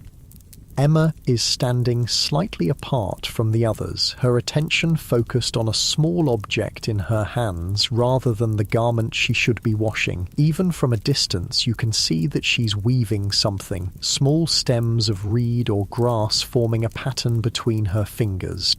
Curiosity and the desire for a closer look lead you to move around the pond's edge, ostensibly to cut reeds from a new location. As you draw nearer, you can see that Emma is indeed creating a small woven cross from reeds, a common protective charm that many villagers place above their doors or in their fields. She looks up as your shadow falls across the water, her expression momentarily startled before relaxing into recognition. "Thomas," she acknowledges with a small nod, "the reeds are good on this side." "They are," you agree, gesturing with your cutting knife to the tall stems growing densely at the water's edge. Then, nodding toward her handiwork, you add, "That's finely made." A slight blush colours her cheeks. "Thank you. It's for our new calf. Mother says it will help it grow strong." The Cooper family's cow had given birth just last week, an important event for any household, as a healthy calf represents future milk, cheese, and eventually meat or a valuable animal to sell or trade. "I'm sure it will help," you respond, genuinely appreciative of both the skill in her weaving and the sentiment behind it. Protection for livestock is taken very seriously. Animals represent such a significant investment of resources that their loss can be devastating to a family. Emma tucks the finished cross into her pocket and picks up the shirt she'd been neglecting. "Father says you're doing well with the wedding preparations. He saw the tables you helped build." The mention of John Cooper's approval sends a warm feeling through your chest. "Godwin, the carpenter, has been teaching us proper joining techniques. It's interesting work." Your conversation is interrupted by a call from one of the other girls, reminding Emma that the laundry won't wash itself. With an apologetic smile, she returns to her task and you to yours. But the brief interaction leaves you with a pleasant sensation that lingers through the remainder of the afternoon. That evening, a commotion in the village centre draws everyone from their cottages. A group of travellers has arrived, pilgrims on their way to the shrine of St. Thomas Becket at Canterbury. They're a mixed company of about a dozen people, some clearly wealthy, others of more modest means, all united in their religious journey. Father Matthew has offered them the church porch for shelter overnight, and villagers are contributing what food they can spare to welcome the travellers. Such visits are infrequent but highly valued, bringing news, stories, and a connection to the wider world beyond your isolated community. Your family joins others gathering around the visitors as they eat their evening meal in the churchyard. One man, dressed in the simple robes of a monk, is particularly eloquent, describing cities and castles he's seen on his travels. The children sit wide-eyed as he speaks of London, with its stone bridge spanning the great River Thames, shops and houses built directly on the bridge itself, and more people than could be counted in a day. "And the king's palace," the monk continues, "with halls so vast that hundreds of nobles can feast together, and tapestries covering walls from floor to ceiling, showing great battles and biblical scenes. It's difficult to imagine such splendour. The grandest building you've ever seen is Lord Geoffrey's manor house, with its stone lower story and timber upper floor. The idea of structures many times larger, filled with luxuries beyond comprehension, seems almost like a fairy tale." Another pilgrim, a merchant's wife by her dress, distributes small wooden tokens bearing the image of St. Thomas to the village children. These humble objects, touched to the actual shrine on a previous pilgrimage, are believed to carry a small portion of the saint's blessing. Your brother Peter receives one, clutching it reverently in his small hand as though it were made of gold rather than simple wood. The evening extends longer than usual, with Father Matthew permitting the special occasion to delay the normal rhythm of sleep that follows sunset. Lanterns and torches illuminate the gathering as stories continue to be shared. Your father engages one of the pilgrims in conversation about conditions on the roads and in the towns they've passed through, gleaning practical information amid the more colourful tales. When you finally return home to sleep, your mind is alive with images of distant places and different ways of living. The monk's descriptions have expanded your understanding of the world, making you acutely aware of how small and limited your experience has been thus far. Yet rather than creating dissatisfaction, the stories have sparked curiosity and a sense of connection to something larger than your immediate surroundings. As July progresses toward August, the fields of barley and rye begin to turn from green to gold, signalling the approach of harvest time. The pace of work intensifies further, with preparations happening on multiple fronts: the wedding celebration, the church repairs, and most importantly, the gathering of crops that will sustain the community through the coming year. The weather becomes a constant topic of conversation and concern. Too much rain now could flatten the standing grain or cause it to rot. Too little could make the ground hard and difficult to work when it's time to prepare the fields for the next planting. Every morning faces turn skyward, assessing clouds and wind direction with the expertise born of generations depending on nature's cooperation. One morning, as you head to the manor for your day's labour, you notice unusual activity at the village boundary. Several men on horseback have arrived, and with them is a cart carrying large wooden cages containing birds, falcons and hawks by the look of them. The distinctive clothing of the riders marks them as falconers, specialists in training and handling the hunting birds favoured by nobility. Lord Geoffrey himself has come down from the manor house to greet the newcomers, his excitement evident even from a distance. Falconry is a passion among the noble class, a sport that combines the thrill of the hunt with the display of wealth and status that trained hunting birds represent. You keep a respectful distance, but can't help slowing your pace to observe the beautiful creatures. Their keen eyes and proud bearing command attention, even confined as they are in the travelling cages. These birds will likely play a role in entertaining Lord Pembroke and his household during the wedding festivities, showcasing Lord Geoffrey's status as a host. Walter the steward catches you watching and barks an order to continue to your assigned work. There's something different in his manner today, a nervous energy that manifests as increased harshness toward the manor workers. Everyone feels it, exchanging glances when the steward's back is turned, but no one dares comment openly. Your task today is harvesting early pears from the manor orchard. These summer fruits ripen before the main harvest begins and are considered a delicacy for the Lord's table. The work requires care. Each pear must be picked at perfect ripeness, with stems intact and skin unblemished. You climb carefully among the branches, placing each fruit gently in the basket slung across your body. From your elevated position in the tree, you have a good view of the manor yard, where preparations for the wedding continue at an increasingly frantic pace. Servants from the manor house scrub the exterior steps with sand and vinegar to brighten the stone. Others hang colourful banners from poles set around the main entrance. The falconers are establishing their birds in a temporary mews constructed near the stables. Amid all this activity, you notice Walter in what appears to be a heated discussion with the same well-dressed stranger you observed before. Their conversation takes place partially concealed behind the brewhouse, but their gestures indicate disagreement. At one point, the stranger grabs Walter's arm, only to have the steward pull away sharply, his face contorted with anger or fear. It's difficult to tell from a distance.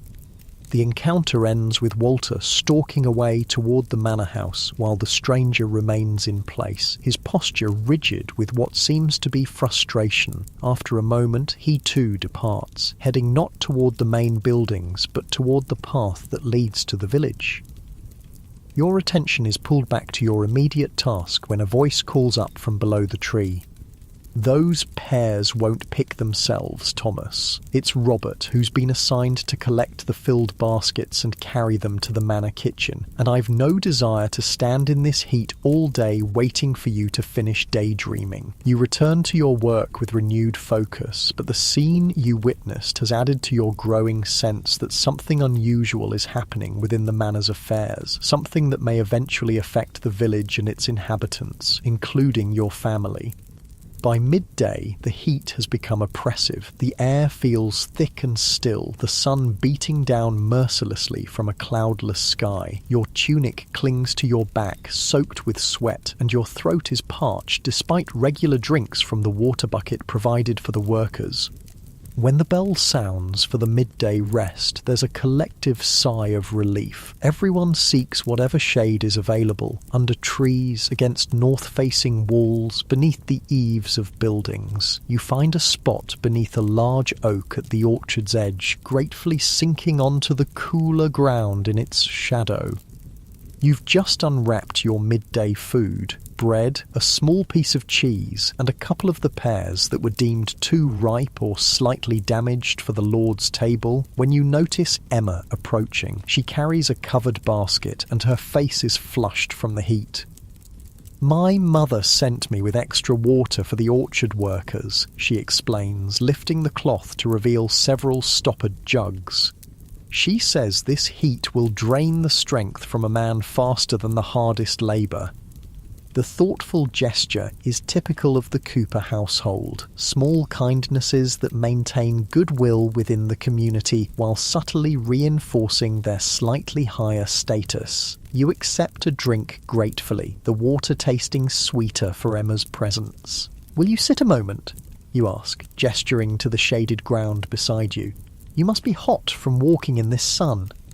She hesitates, glancing around to ensure propriety. Unmarried young people are expected to maintain certain social distances, especially when unaccompanied by family members, but the public setting and the exceptional heat seem to justify the brief rest, and she settles carefully on the grass, smoothing her skirt around her knees. "Father says the barley will be ready for harvest within the week," she comments, accepting a piece of the ripe pear you offer. "Earlier than usual." The hot weather has pushed everything forward, you agree. Lord Geoffrey's steward is already organising the harvest cruise. For a brief moment you consider mentioning what you've observed of Walter's strange behaviour, but your father's warning holds you back. Instead, you ask about the Cooper family's new calf, which leads to a pleasant conversation about animals, crops, and the upcoming wedding celebration. All too soon, the rest period ends, and Emma must continue distributing water to other workers while you return to the pear trees. But the brief interaction has brightened your day, making the afternoon's heat more bearable as you work. As the sun begins its descent, bringing welcome relief from the day's heat, you complete your work in the orchard. The gathered pears have been delivered to the manor kitchen, where they'll be transformed into dishes for the Lord's table, poached in wine perhaps, or baked with honey and spices. Walking home, you pass the village green, where several children are playing a game with a ball made of leather scraps stuffed with wool. Among them is your brother Peter, his face alight with the simple joy of play after completing his day's chores. You pause to watch for a moment, remembering when your own days contained more time for such carefree activities. The sight reminds you of how quickly childhood passes in your world. At 7, Peter already has regular responsibilities, gathering kindling, helping with the animals, watching his younger sister when your mother needs to work elsewhere. By 14, you're considered nearly an adult, capable of a full day's labour and beginning to think about your future prospects. It's a rapid transition from play to work, from dependence to contribution. As you continue homeward, the western sky blazes with sunset colours, vibrant oranges and pinks streaking across clouds that have begun to gather on the horizon. The air feels different now, with a heaviness that suggests rain may be coming. After the day's oppressive heat, the prospect of a cooling shower is welcome, though you hope it will hold off until after the night's sleep. The cottage is quiet when you arrive, with only your mother present preparing the evening meal. Your father and brothers are still completing their day's tasks, and little Mary naps on a folded blanket in the corner, her thumb firmly in her mouth. "You're early today," your mother observes, stirring a pot of pottage that smells of onions and herbs. We finished the pear harvest, you explain, washing your hands and face in the basin of water she set out. The cool liquid feels wonderful against your sun-heated skin. Good. I need your help with something before the others return. She wipes her hands on her apron and retrieves a small bundle from a shelf. Unwrapping it reveals several strips of linen and a small clay pot containing a greenish salve. Your father's back has been troubling him, she explains, her voice low, though there's no one to overhear. Too proud to mention it, of course, but I see how he moves. This needs to be applied before the pain grows worse. She demonstrates how to spread the salve, made from comfrey leaves and other herbs from her garden, onto the linen strips, which will then be bound around your father's lower back when he returns. He'll accept it from you more readily than from me, she adds with a knowing smile. Men and their pride. The trust implicit in this task warms you. Your mother is acknowledging your growing maturity, involving you in the care of the family in new ways. It's another small step in the gradual transition from child to adult. As darkness falls and the family gathers for the evening meal, a light rain begins to patter on the thatch above, just enough to settle the dust and cool the air without causing problems for the ripening grain in the fields. Your father accepts the salve and bandages with minimal protest, especially when presented as a practical necessity for the coming harvest work rather than as a remedy for weakness. That night, as you lie on your straw mattress listening to the gentle rain and your brother's steady breathing, you reflect on the day's events, the strange interactions involving Walter, the pleasant conversation with Emma, the trust shown by your mother. Each represents a different thread in the complex weave of relationships that form your life, binding you to family, community, and the land that sustains you all.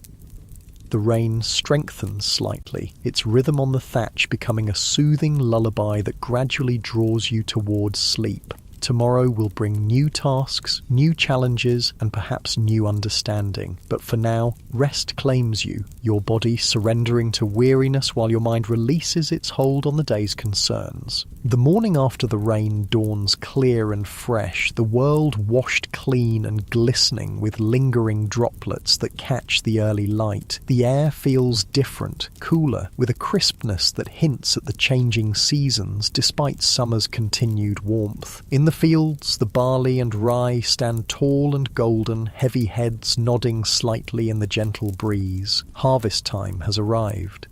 Walter the steward makes the announcement at daybreak, ringing the manor bell to gather all able-bodied villagers in the courtyard. His face is stern as he delivers Lord Geoffrey's instructions. The barley in the west field will be cut first, beginning tomorrow at dawn, he declares, his voice carrying across the assembled crowd.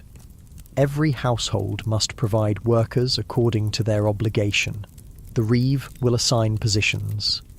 A murmur passes through the gathering. The timing is tight. Traditionally, harvest would begin after the wedding celebration, but the unusually hot weather has ripened the grain earlier than expected. Waiting could risk losing precious food to storms or wildlife. What of the wedding preparations? Someone asks from the back of the crowd. Walter's expression tightens. Those continue as planned. The Lord's daughter weds in 10 days' time. Some will be assigned to harvest, others to wedding tasks. All will work. His tone leaves no room for question or complaint. As the crowd disperses, your father's face is thoughtful. This will be difficult, he murmurs, more to himself than to you. Harvesting the Lord's fields, preparing for the celebration, and tending our own strips, all at once. We'll manage, you say, echoing his own words from earlier conversations. We always do. He glances at you, a hint of surprise crossing his weathered features, then nods with a small smile. Indeed we do, Thomas. Indeed we do. Harvest is always the most demanding time of the agricultural year, requiring every bit of strength and endurance the community possesses, but it also brings a unique spirit of shared purpose, everyone working together to gather the crops that will sustain life through the coming winter and spring. Despite the exhaustion it promises, there's an undercurrent of anticipation in the village as preparations begin. That evening, your father sharpens the family's sickles, carefully honing the curved blades to razor sharpness. These essential tools must be in perfect condition for the work ahead. A dull sickle means slower cutting and precious grain lost to inefficiency. You help by securing new grips to the handles, binding strips of leather tightly around the worn wood to prevent blisters and provide better control. Your mother prepares extra food for the coming days, bread baked in larger quantities, cheese wrapped in cloth, and a special treat of small honey cakes that will provide quick energy during brief rest periods in the fields. Even your younger siblings are involved in the preparations, filling water flasks and gathering the wide-brimmed straw hats that will offer some protection from the harvest sun. Sleep comes quickly that night, your body somehow sensing the need to store rest before the imminent exertion. Your dreams are filled with golden fields and the rhythmic swing of sickles, a mental rehearsal for the physical reality to come. Dawn arrives with a chorus of roosters from across the village, their calls seemingly more insistent than usual. You rise quickly, splashing cold water on your face to banish the last vestiges of sleep. Breakfast is hearty by your usual standards, porridge enriched with a precious egg, providing protein for the labour ahead. The western field glows in the early morning light as the village assembles at its edge. The Reeve, Gilbert, Lord Geoffrey's representative for agricultural matters, organises everyone into their positions. Men and older boys like yourself will wield the sickles, cutting the grain close to the ground. Women and girls will follow, gathering the cut stalks into bundles. Younger children will glean any fallen heads of grain, ensuring nothing is wasted. "Remember," Gilbert calls out to the assembled workers, "cut clean and cut low. The Lord's portion must be gathered first and properly stored before any man turns to his own strips. This is the reality of feudal obligation. The Lord's needs come before your families, regardless of weather or timing." It's a system you've known all your life, rarely questioning its fundamental inequity because it simply is the way of things. The harvest begins with a murmured prayer led by Father Matthew, asking God's blessing on the work and protection from injury. Then the reapers spread out across the field in a staggered line, each taking a section of appropriate width. The work demands a particular technique, one hand grasping a handful of stalks, the other swinging the sickle in a smooth, controlled motion to cut them near the base. The severed stalks are laid carefully aside for the gatherers to collect. Then a step forward, another handful grasped, another cut made. The motion becomes almost meditative in its repetition, though the physical toll mounts quickly. Sweat begins to soak your tunic within the first hour, the sun climbing higher and adding its heat to the exertion of constant cutting. Your back develops a steady ache from the bent posture required, and your wrist and forearm burn with the repetitive motion of the sickle. But you maintain the pace, knowing that any slacking would be immediately noticed and reported. Behind you, Emma Cooper moves efficiently, gathering your cut stalks into neat bundles and binding them with twisted straw. Occasionally, your eyes meet briefly as she collects what you've cut, and her presence adds a pleasant dimension to the grueling work. Once, when the Reeve's attention is elsewhere, she passes you a water flask with a quick smile before moving on to the next bundle. The sun climbs higher, the heat intensifying as morning gives way to midday. Gilbert calls a brief rest when the church bells sound the noon hour. Everyone sinks gratefully to the ground at the field's edge, seeking whatever shade can be found from the few scattered trees. Food is consumed quickly, bodies refueled for the afternoon's continuation. As you bite into one of your mother's honey cakes, you notice Walter deep in conversation with Lord Geoffrey at the far end of the field. The Lord rarely oversees harvest work directly, usually leaving such matters to his reeve and steward. His presence suggests the unusual timing and dual pressures of harvest and wedding preparations have drawn his particular attention. Even from a distance, the tension in Walter's posture is evident. He gestures repeatedly toward the manor house, while Lord Geoffrey shakes his head firmly. Finally, the steward bows stiffly and strides away, his face set in lines of what might be anger or worry. The rest period ends all too soon, and the work resumes under the afternoon sun. The field seems endless, golden grain stretching away toward the horizon, but gradually, visibly, the standing crop recedes as swath after swath falls to the reaper's sickles. What began as individual efforts melds into a collective rhythm, the entire community moving across the land like a single organism.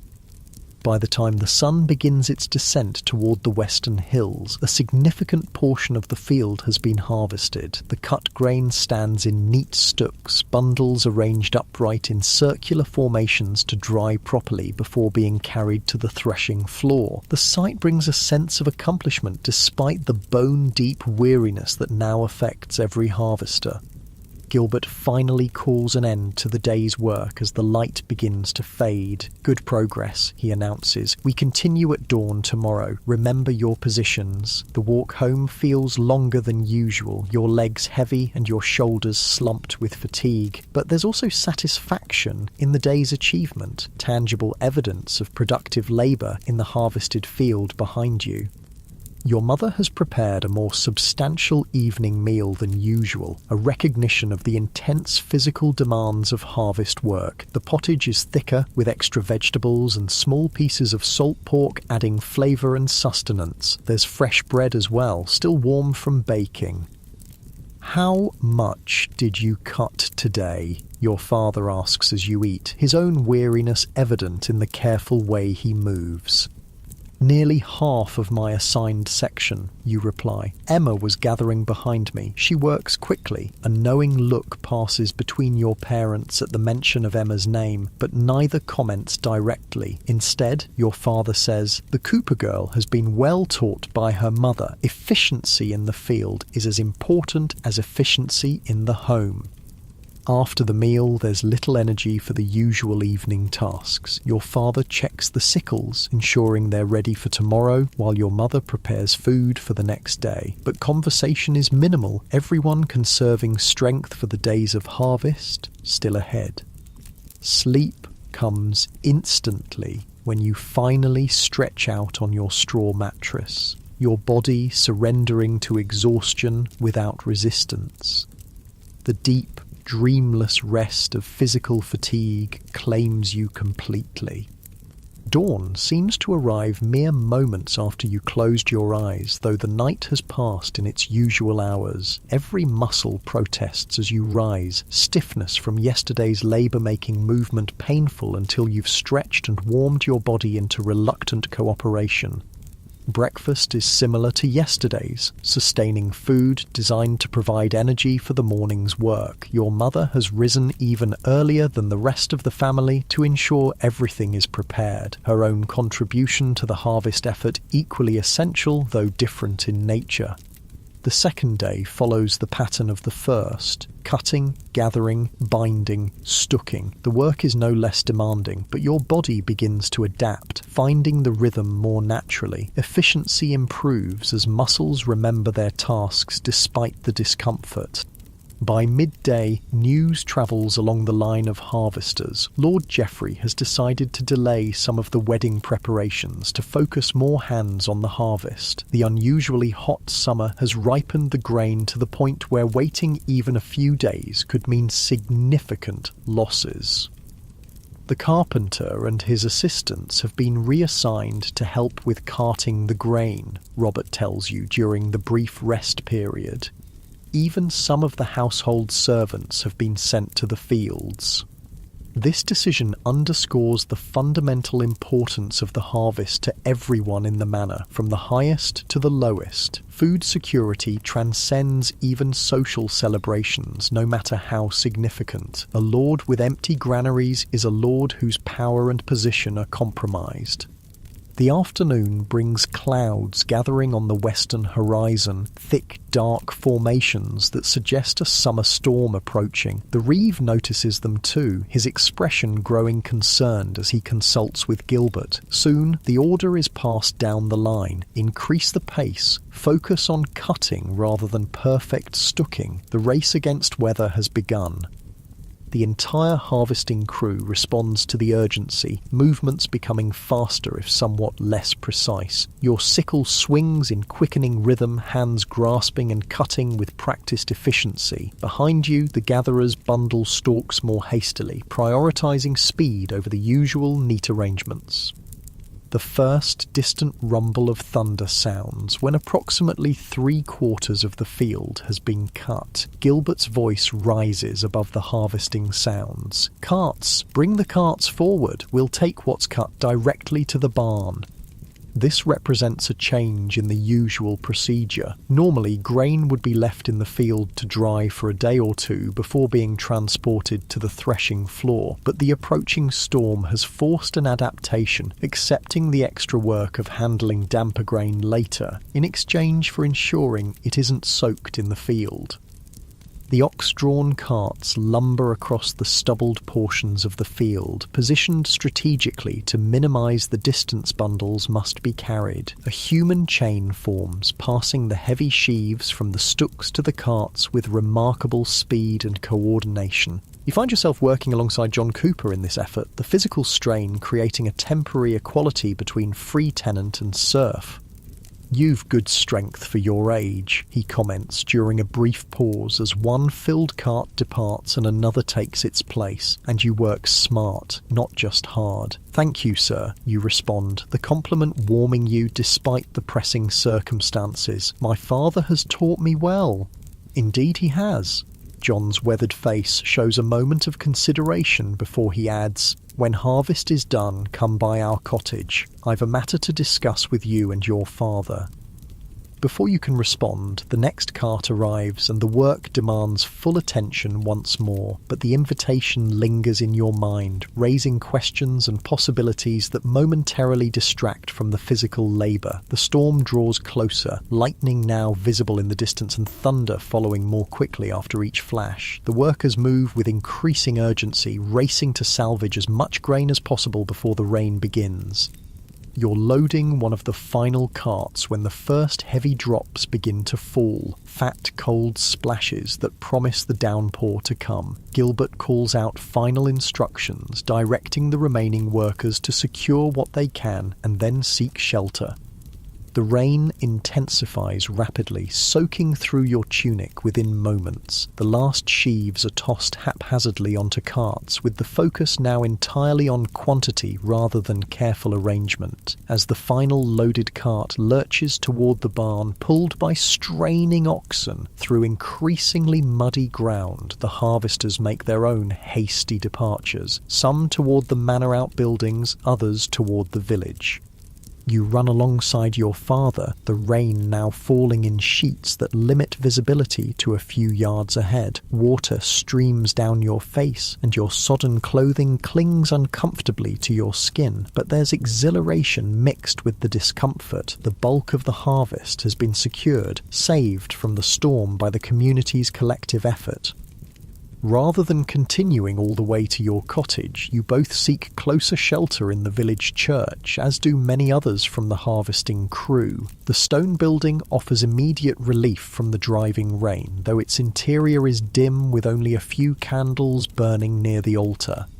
Father Matthew moves among the sodden congregation, offering words of comfort and practical assistance in the form of rough cloth for drying faces and hands. The atmosphere is one of weary accomplishment rather than disappointment at the storm's interruption. A sense that a significant challenge has been met successfully, if not perfectly. The west field is nearly complete, your father observes to Hugh the blacksmith, who has found shelter near you. 2 more days should see all the Lord's grain safely harvested, God willing. Aye, Hugh agrees, wringing water from his beard. Then our own strips, though they're small enough to manage quickly with family labour. The conversation turns to estimates of yield and quality, the eternal concerns of an agricultural community. The consensus seems positive. Despite the unusual timing and the rush at the end, the barley harvest appears abundant, with well-filled heads and minimal damage from pests or disease. As you listen to the adults' discussion, you notice Emma seated with her mother and younger siblings across the church. She catches your eye briefly, offering a small smile that suggests shared satisfaction in the day's accomplishments, despite its challenging conclusion. The storm continues for nearly an hour, rain drumming against the church roof and streaming from the gargoyles that direct water away from the stone walls. When it finally begins to ease, people prepare to depart in small groups, heading for their homes where dry clothing and warm food await. Your own cottage, when you reach it through muddy paths and puddles, offers humble but welcome comforts. Your mother already has the fire built up to a good blaze, and steam rises from your sodden garments as you change into your spare clothing. The physical relief of dry fabric against your skin seems an almost extravagant luxury after the day's exertions and soaking. Dinner is simple but filling, more of the harvest-time pottage that provides necessary calories for the work, accompanied by bread and a small portion of cheese. The conversation centres around tomorrow's continuation of the harvest, weather permitting, and plans for handling your family's own small strips of land once the Lord's fields are complete. John Cooper asked me to visit after the harvest, you mention when there's a natural pause, said he has a matter to discuss with us. Your father looks up sharply, his spoon pausing halfway to his mouth. Did he say what about? No, just that he wanted to speak with both of us. Your parents exchange one of their meaningful glances, the silent communication of a long partnership. Your mother's expression shows cautious optimism, while your father's remains carefully neutral. We'll see what he has to say when the time comes, he finally responds. The Coopers are good people, fair in their dealings. The subject drops there, but an undercurrent of speculation runs beneath the practical discussions that follow. John Cooper's position as a respected free tenant makes any invitation to his home noteworthy, especially one that includes both you and your father. As evening deepens into night, the physical demands of the day assert their claim on your consciousness. Despite the questions and possibilities swirling in your mind, sleep approaches irresistibly. The last thing you register before drifting off is the gentle patter of lingering rain on the thatch overhead, a soothing rhythm that carries you into dreams. The next morning brings clearing skies and the continued urgency of harvest. The interruption caused by the storm means an intensified schedule, with Lord Geoffrey ordering every available person to the fields. Even some of the usual exemptions are temporarily suspended. The elderly, who normally mind children, are brought to help with lighter tasks, while the children themselves are put to work gathering fallen grain or carrying water to the harvesters.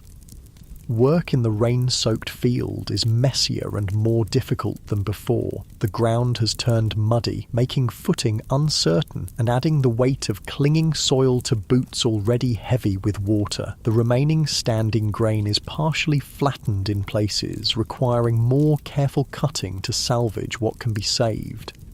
Despite these challenges, the harvest proceeds with the determination characteristic of people whose survival depends on its success. By midday, the western field is completely cut, its grain either safely stored in the barn or arranged in stooks to dry now that the sun has returned. The reeve redirects the harvesting crew to the north field where rye stands tall and ready. The process begins again, cutting, gathering, binding, stooking, with the practiced efficiency of those who have performed these tasks year after year throughout their lives. As the afternoon progresses, an unexpected visitor arrives at the edge of the field. The well-dressed stranger who has appeared twice before in the company of Walter now approaches on horseback, accompanied by two armed men. Their presence immediately draws attention, work momentarily slowing as people glance curiously in their direction. Gilbert hastens to meet the visitors, his manner showing a mixture of respect and wariness. A brief conversation follows, too distant for you to hear, but ending with Gilbert pointing toward the manor house. The stranger nods curtly, then turns his horse and rides in that direction, his companions following closely. "Who do you suppose that is?" you ask Robert, who works nearby. "No idea," he replies, wiping sweat from his brow. "But did you see the badge on his tunic? That's Lord Pembroke's emblem, the family Lord Geoffrey's daughter is marrying into." This information adds a new dimension to the stranger's repeated appearances. With the wedding approaching rapidly, it makes sense that representatives from the groom's family would be present. Yet something about the man's manner and Walter's reactions to him suggests more complex matters than simple celebration preparations. The mystery has no immediate resolution, however, as the harvest demands full attention until sunset. By the time work ends for the day, the visitors have departed and the village returns to its usual inhabitants. That evening, as your family gathers for the meal, your father shares news heard during the day's labour.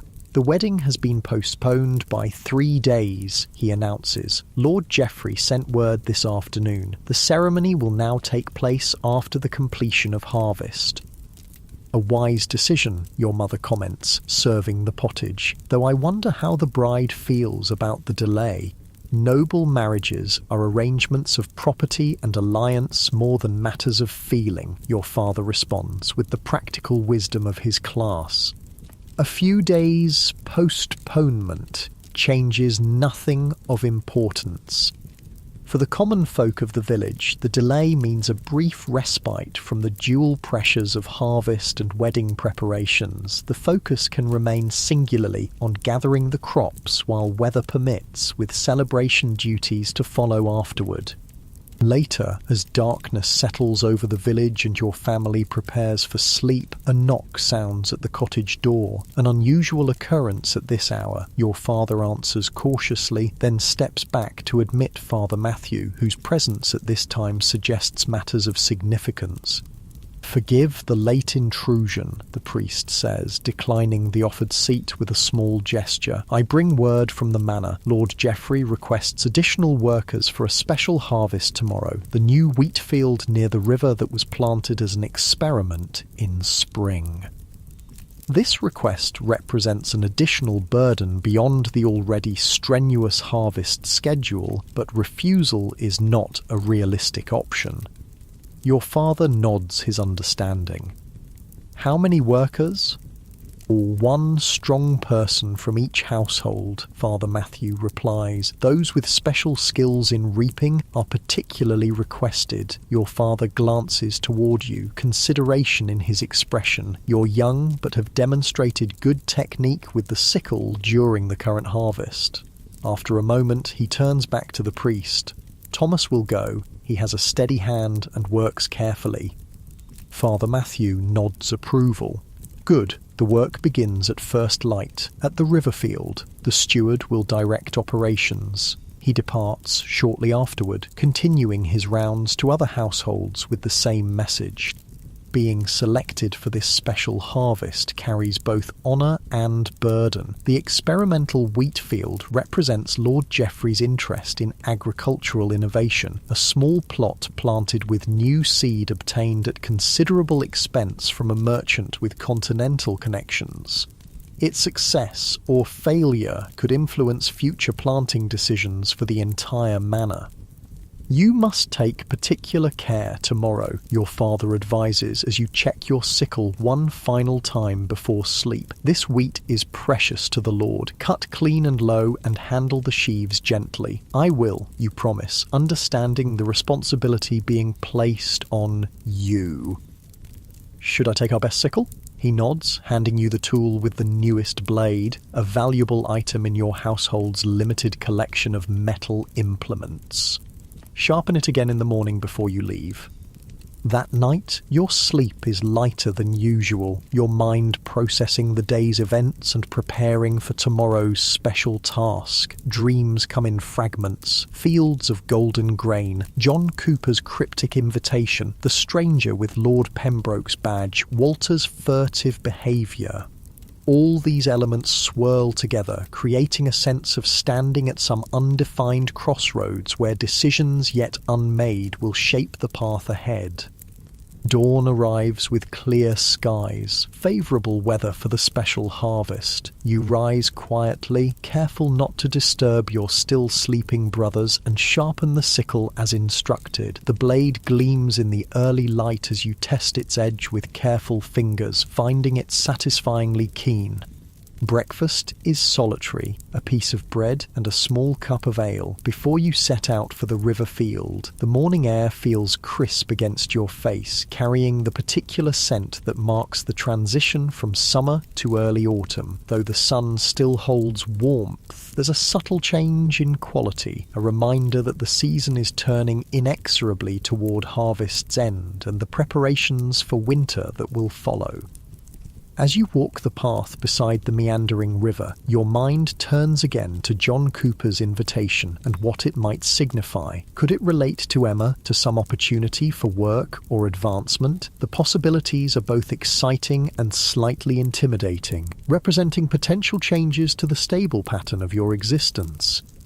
The river field comes into view around a bend in the path, a modest plot of land reclaimed from what was once scrubby woodland, and there, standing at its edge directing the gathering workers, is Walter the steward, his face set in its usual stern lines. Whatever mysterious activities have occupied him recently, today he is simply performing his official duties, organising the special harvest that will determine the success of Lord Geoffrey's agricultural experiment.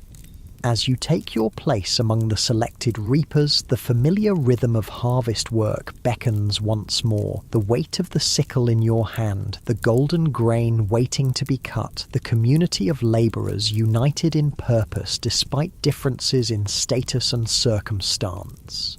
This is the enduring reality of your life as a serf in medieval England, bound to the land and to the seasonal cycle of growth and harvest that has sustained humanity since time immemorial. The special wheat harvest begins with unusual ceremony. Walter gathers the selected workers in a semicircle at the field's edge, his voice more formal than usual as he explains the importance of the task.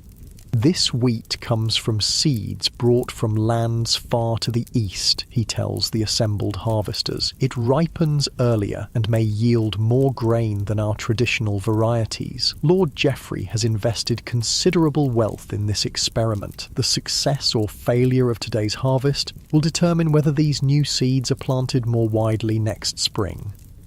You study the standing wheat with fresh interest. To your eye, it appears similar to the familiar crops you've harvested before, golden stalks topped with seed heads nodding gently in the morning breeze. But apparently, this ordinary-looking grain represents something potentially valuable for the entire manor's future. Each reaper will take a section 10 paces wide, Walter continues, gesturing to the field. Cut carefully, close to the ground. We must save every grain for assessment.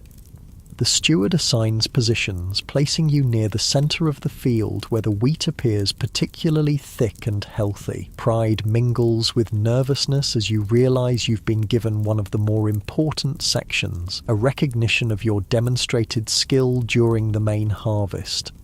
As you take your place and prepare to begin cutting, you notice that Walter himself will be overseeing the work directly rather than delegating to the reeve as is usual. His attention seems especially focused on recording the yield, with a clerk from the manor house standing ready with parchment and quill to note the number of sheaves gathered from each section. The harvesting begins on Walter's signal, a dozen sickles flashing in the morning sun as they swing through the golden stalks. You concentrate fully on your technique, making each cut clean and precise. The familiar rhythm establishes itself quickly. Grasp, swing, cut, place, step forward and repeat. but you maintain greater care than usual, ensuring that no stalks are broken unnecessarily and no grain is lost to careless handling. The experimental wheat seems to cut differently than the barley and rye you've harvested in previous days. The stalks are somehow both stronger and more supple, requiring a slightly adjusted technique. You adapt quickly, finding the proper angle and pressure that yields the cleanest cut. Behind each reaper, a designated gatherer collects and binds the cut wheat into sheaves, which are then carefully counted and recorded by Walter and the clerk. The unusual level of documentation underscores the importance of this particular harvest to Lord Geoffrey's agricultural plans. As the morning progresses and the sun climbs higher, the distinctive rhythm of harvest work creates a sense of unity among the labourers. Despite their varied statuses in village society, free tenants like John Cooper work alongside serfs and even a few cottagers who own no land at all. In the fundamental task of gathering food, social distinctions temporarily recede, replaced by the shared purpose of securing the community's sustenance. During a brief water break, you overhear a conversation between Walter and the clerk that catches your attention. Lord Pembroke's man was most insistent, the clerk says quietly. The payment must be delivered before the wedding, not after as originally agreed. Walter's response is too low to hear clearly, but his expression shows clear displeasure. The clerk persists. The arrangement was clear from the beginning, half before, half after. Changing terms now risks. The steward cuts him off with a sharp gesture, suddenly aware of potential listeners nearby. His eyes scan the harvesters, briefly meeting yours before you carefully look away, focusing intently on adjusting the binding of your sickle as though it requires urgent attention. The mysterious exchange adds another piece to the puzzle of Walter's furtive behaviour and the repeated appearances of Lord Pembroke's representative. Some financial arrangement exists between the families beyond the normal dowry negotiations for a noble marriage, something requiring secret meetings and hidden payments that may now be causing tension. The implication feels dangerous, knowledge of matters far above your station that could bring unwelcome attention if Walter suspects you've overheard or understood too much. You return to your harvesting with renewed focus, deliberately avoiding any appearance of interest in the steward's activities. By midday, the special harvest is nearly complete, the experimental wheat field reduced to neat rows of stubble with carefully counted sheaves arranged for transport to the manor's threshing floor. The yield appears excellent to your experienced eye, full heads with plump grain that suggests Lord Geoffrey's investment may indeed prove worthwhile.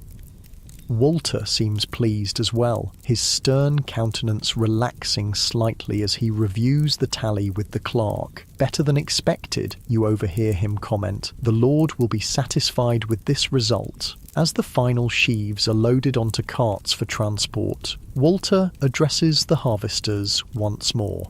Lord Geoffrey recognises your careful work today, he announces.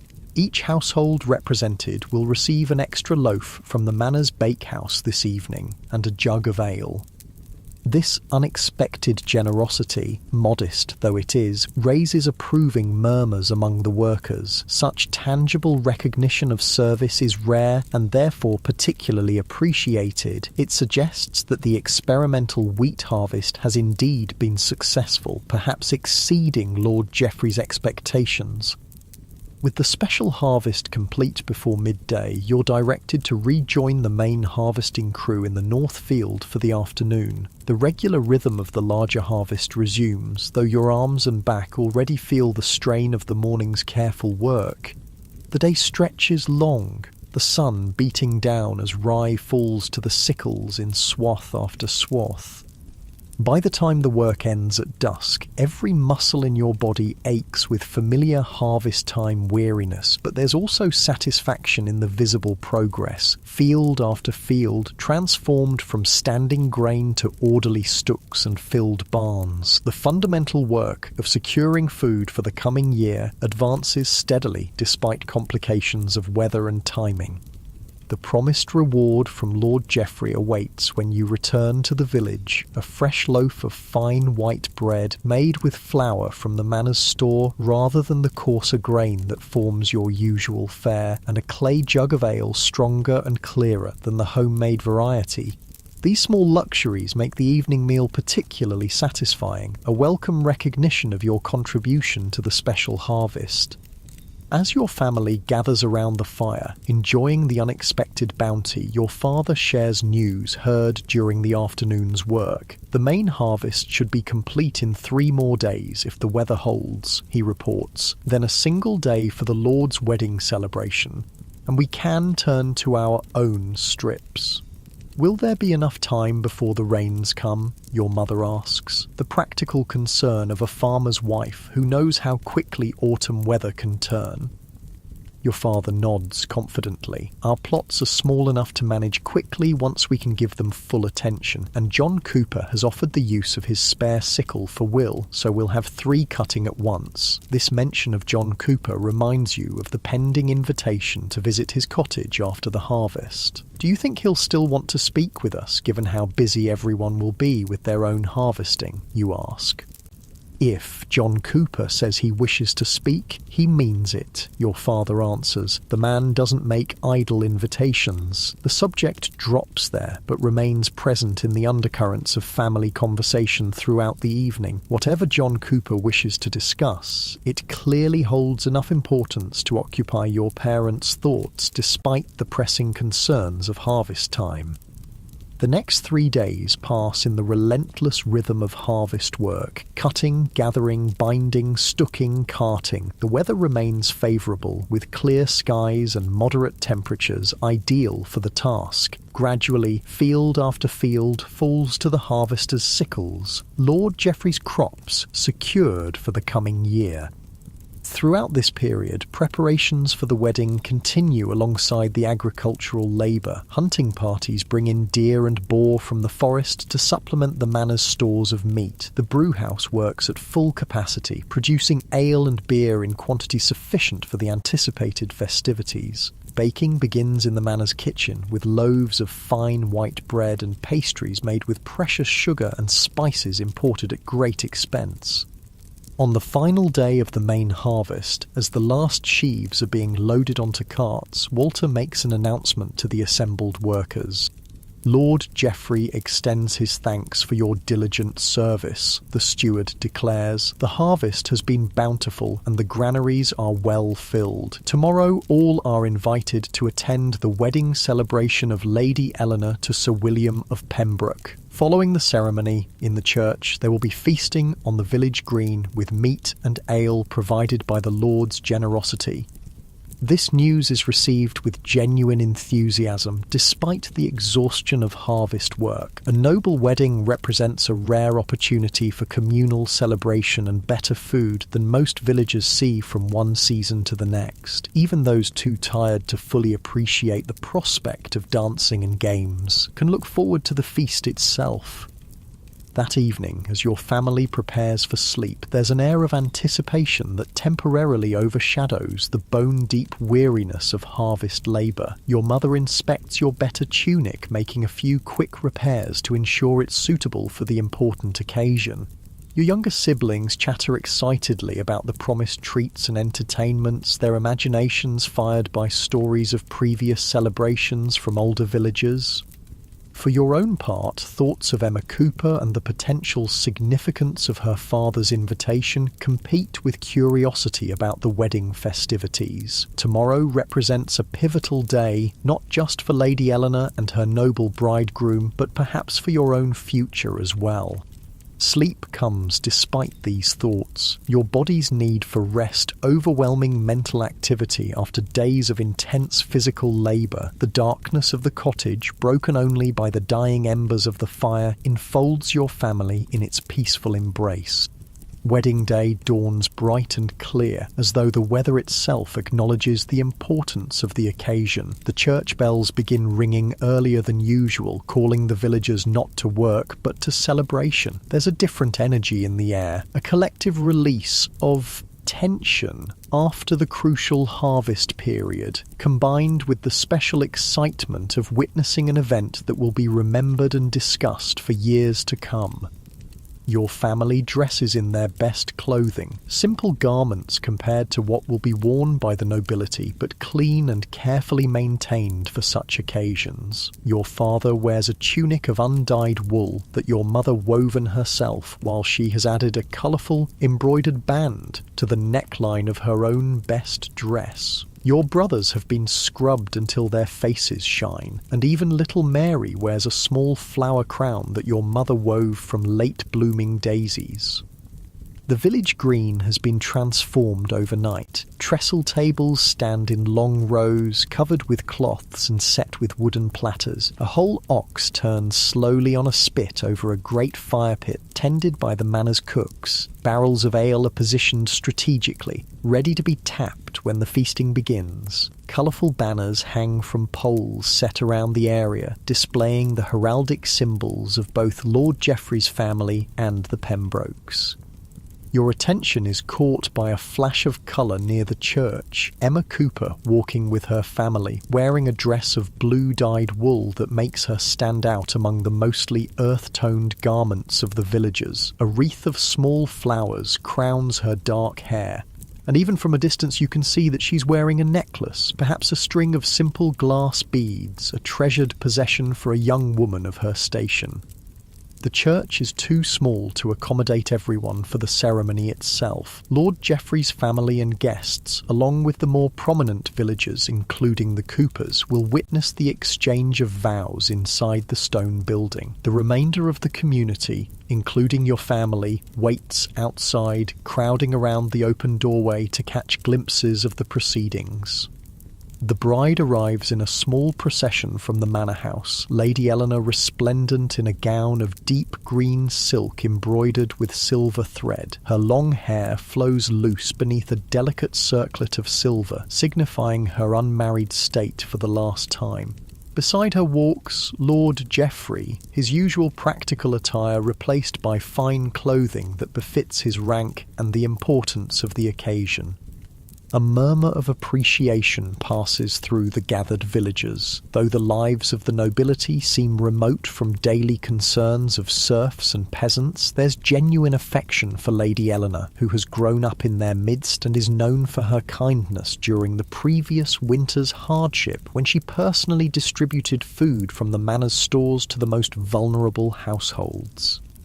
The ceremony proceeds with the formal language and rituals of the church, Latin phrases flowing from Father Matthew's lips in solemn intonation. Sir William of Pembroke, a young man perhaps 5 years older than his bride, responds appropriately to the priest's questions, his voice carrying clearly to those listening outside. Lady Eleanor's responses are softer but equally firm, accepting her new role and the alliance between families that her marriage represents. When the newly wedded couple emerges from the church, cheers erupt from the assembled villagers. Flower petals are tossed into the air, creating a momentary shower of colour that flutters down around the bride and groom as they process toward the manor house, where the noble guests will enjoy their own separate feast. For the common folk, the celebration now truly begins. The ox is carved with servants from the manor distributing portions to each household according to size and status. Bread, cheese and preserved fruits appear on the tables, along with the promised ale, which flows freely into cups and bowls brought by each family. Your own family finds places at one of the long tables, your father nodding greetings to neighbours and friends as everyone settles in to enjoy the feast. The food is simple by noble standards, but represents rare abundance for most villagers. Meat in quantity seldom seen, bread made from finer flour than usual, even small honey cakes distributed to the children as a special treat. As the meal progresses and ale loosens tongues and spirits, musicians begin to play. A group of travelling performers hired specifically for the occasion. A man with a pipe and tabor provides lively rhythms, while another plays a stringed instrument that produces both melody and harmony. The music draws people from the tables to an open area where dancing begins, starting with the more energetic young people and gradually expanding to include older villagers as well. You find yourself watching the dancers, particularly Emma Cooper, who moves with natural grace through the simple patterns of a circle dance. When she notices your attention, she smiles and makes a small gesture of invitation that prompts you to join the group despite your initial hesitation. The dance brings you together briefly, hands touching as you pass in the circular formation. You worked well in the special harvest, Emma comments during this momentary connection. Father noticed your careful cutting. Thank you, you respond, pleased by this indirect compliment from John Cooper. Your father is skilled with the sickle himself. Emma's smile deepens. He says the same of you. Before you can respond further, the dance pattern separates you again, but her words and expression linger pleasantly in your awareness. As the afternoon progresses, you notice Walter the steward engaged in what appears to be an intense discussion with Lord Pembroke's representative at the edge of the celebration. Their body language suggests disagreement, though both men maintain the outer appearance of civility, appropriate to the festive occasion. Eventually, they move away from the gathering, walking toward the manor house and out of sight. Your father, who has been observing the same interaction, catches your eye and gives a small shake of his head, a warning not to show obvious interest in matters that don't concern your station. You nod slightly in acknowledgement, turning your attention back to the celebration around you.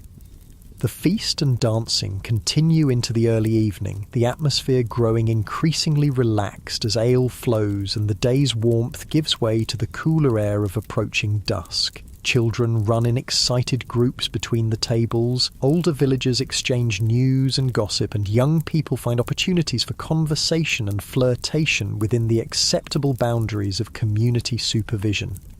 As the celebration begins to wind down, John Cooper approaches your father, speaking briefly before moving on to greet other neighbours. Your father nods in response to whatever was said, then turns to you. John has invited us to his cottage tomorrow after midday, he says quietly.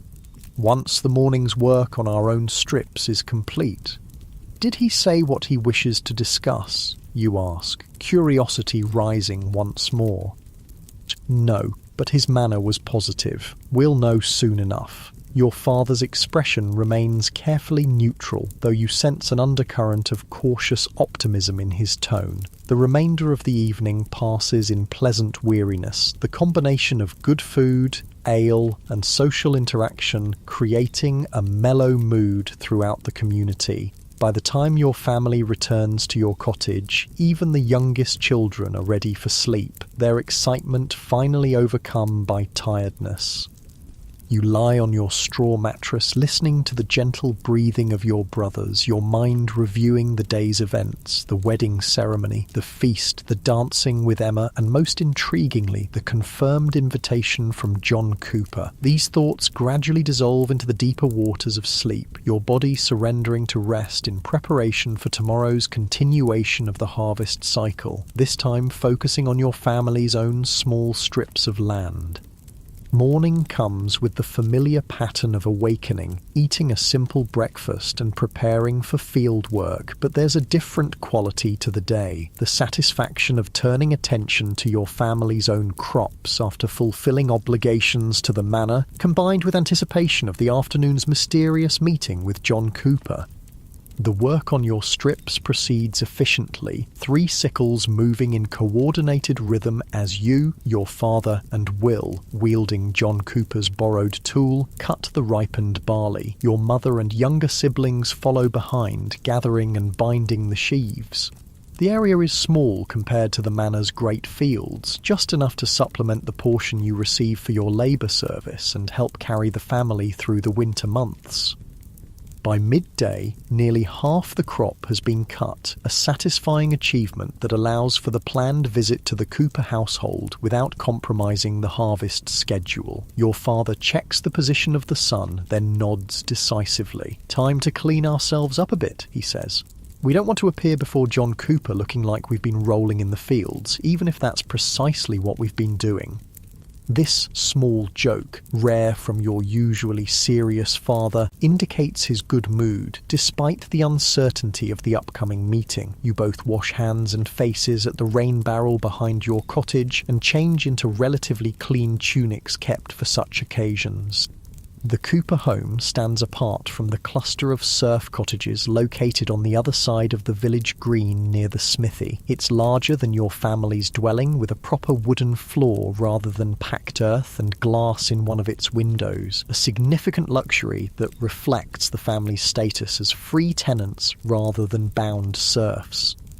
John Cooper greets you at the door with formal courtesy, inviting you into the main room where Emma and her mother are seated at a table covered with a clean cloth. A small jug and cups have been set out, another indication that this meeting holds importance beyond ordinary social interaction.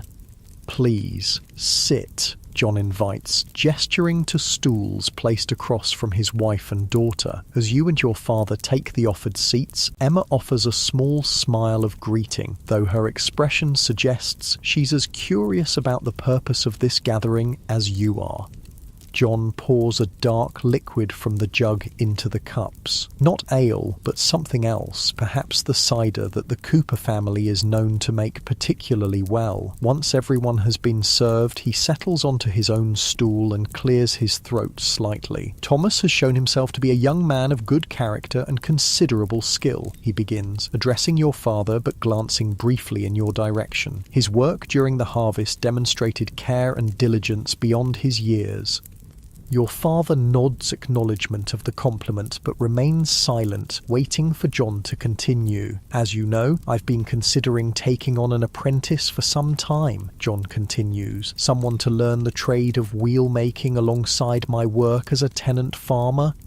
This revelation causes a small surge of excitement within you. John Cooper's skill in crafting wheels for carts and wagons is well known in the area, providing him with income beyond what his farming produces. The ability to make and repair wheels represents a valuable trade, one that could potentially offer a pathway to greater prosperity and perhaps even freedom from the bonds of serfdom.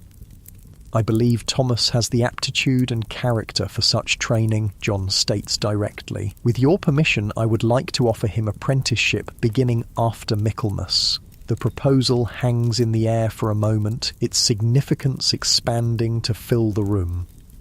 This is no small matter being discussed. It represents a potential transformation of your life's path, an opportunity rarely available to someone of your birth and status. Your father considers carefully before responding. "This is a generous offer, John, and one that honours our family. But I must ask, what terms do you propose for this apprenticeship?" The question addresses the practical reality that underlies the opportunity. Apprenticeships typically involve specific arrangements regarding duration, living arrangements, and eventual compensation. 3 years of training, John replies promptly, having clearly thought through his proposal. "Thomas would continue to live with your family, but work with me 3 days each week. He would still be available to help with your land and fulfill his obligations to the manor. In exchange for his labour and assistance in my workshop, I will teach him the craft completely, holding nothing back." "And after the 3 years?" your father asks. "If he proves capable, as I believe he will, Thomas would be free to practice the trade himself, with my blessing and support in establishing his own work." John glances at you directly. A skilled wheelwright can command good payment for his services, enough to eventually purchase freedom from serfdom should that be desired.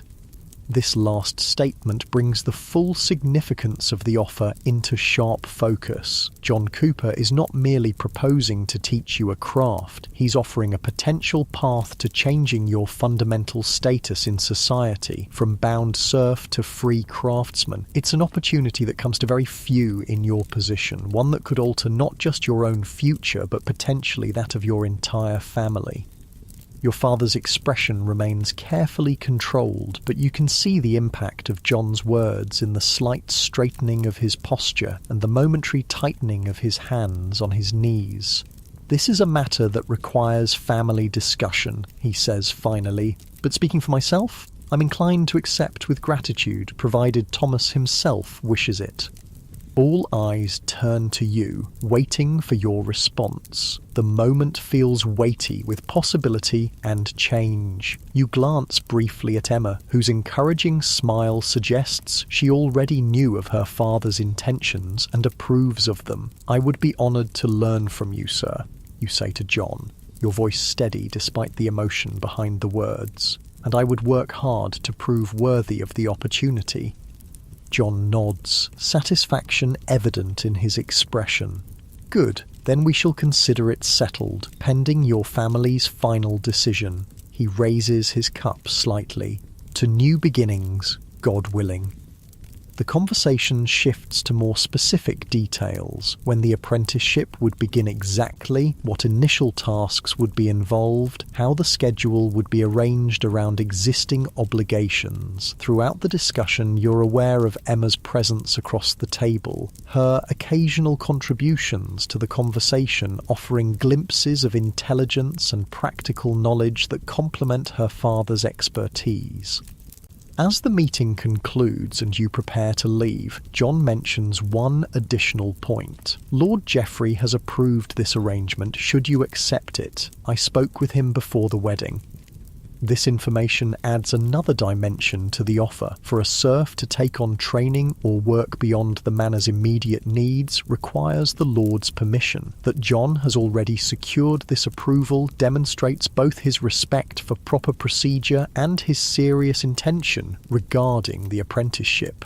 Walking home with your father, you both maintain thoughtful silence for some distance, each processing the significance of what has been proposed. Finally, your father speaks.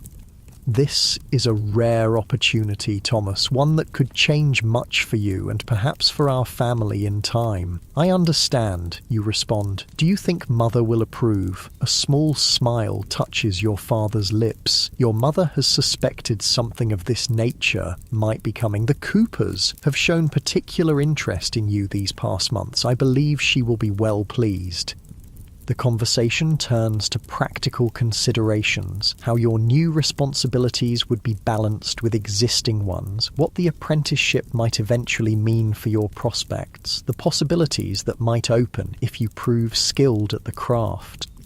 By the time you reach your cottage, where your mother waits with barely concealed curiosity, a sense of excitement has begun to replace the initial shock of the offer. Your father explains the proposal while your mother listens intently, her expression shifting from surprise to thoughtful consideration to evident pleasure. "John Cooper is a good man who deals fairly," she says when your father has finished, "and Emma will make a fine wife someday for a man with a respectable trade." This direct reference to the unspoken aspect of the arrangement, the potential for an eventual match between you and Emma, brings heat to your face, but also a flutter of possibility in your chest. While nothing has been explicitly stated regarding marriage, the Cooper's interest in your character and future suggests they may be considering you as a potential son-in-law, assuming the apprenticeship proves successful. The family discussion continues through the evening meal, with even your younger siblings contributing questions and comments about what your new role might entail. The prevailing mood is one of cautious optimism, recognition of the significant opportunity being offered, tempered by awareness that much hard work and many challenges lie ahead before its full potential might be realised.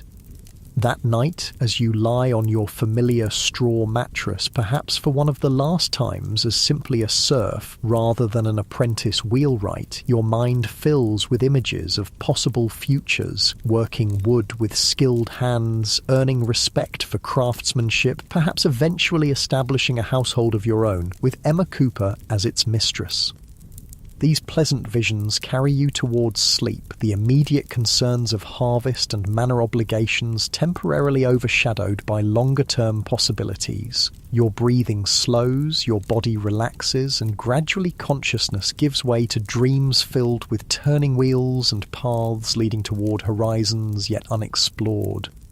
In many ways, your life as a medieval serf has been defined by limitations, the boundaries of the manor, the obligations to lord and land, the narrow options available to someone of your birth and status. Yet within those constraints, human ingenuity, determination and connection have created spaces for growth, opportunity and meaning. The rhythms that have shaped your days, the cycle of seasons, the pattern of religious observances, the progression from sowing to harvest will continue to influence your existence even as you begin the journey toward a new identity as craftsman rather than solely agricultural labourer. The fundamental relationships that have sustained you, family bonds, community ties, the reciprocal obligations between different social levels will remain important even as your place within them potentially shifts. As sleep claims you completely, your individual story merges with the broader narrative of medieval life, a tapestry of hardship and simple joys, of rigid social structures and personal connections that sometimes transcend them, of limited horizons and unexpected opportunities. Your experience as a young serf at this pivotal moment echoes countless similar lives lived centuries ago, each unique in its particulars yet sharing the universal human quest for security, purpose, and connection.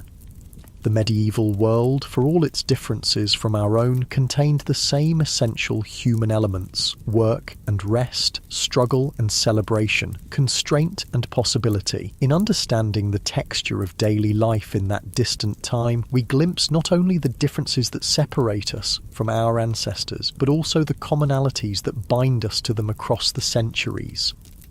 As darkness enfolds the sleeping village, the stars wheel slowly overhead, marking the passage of time in rhythms that would be familiar to eyes from any era. Tomorrow will bring another day of harvest work, the next step in the ancient cycle of growth and gathering that has sustained humanity since we first learned to cultivate the earth.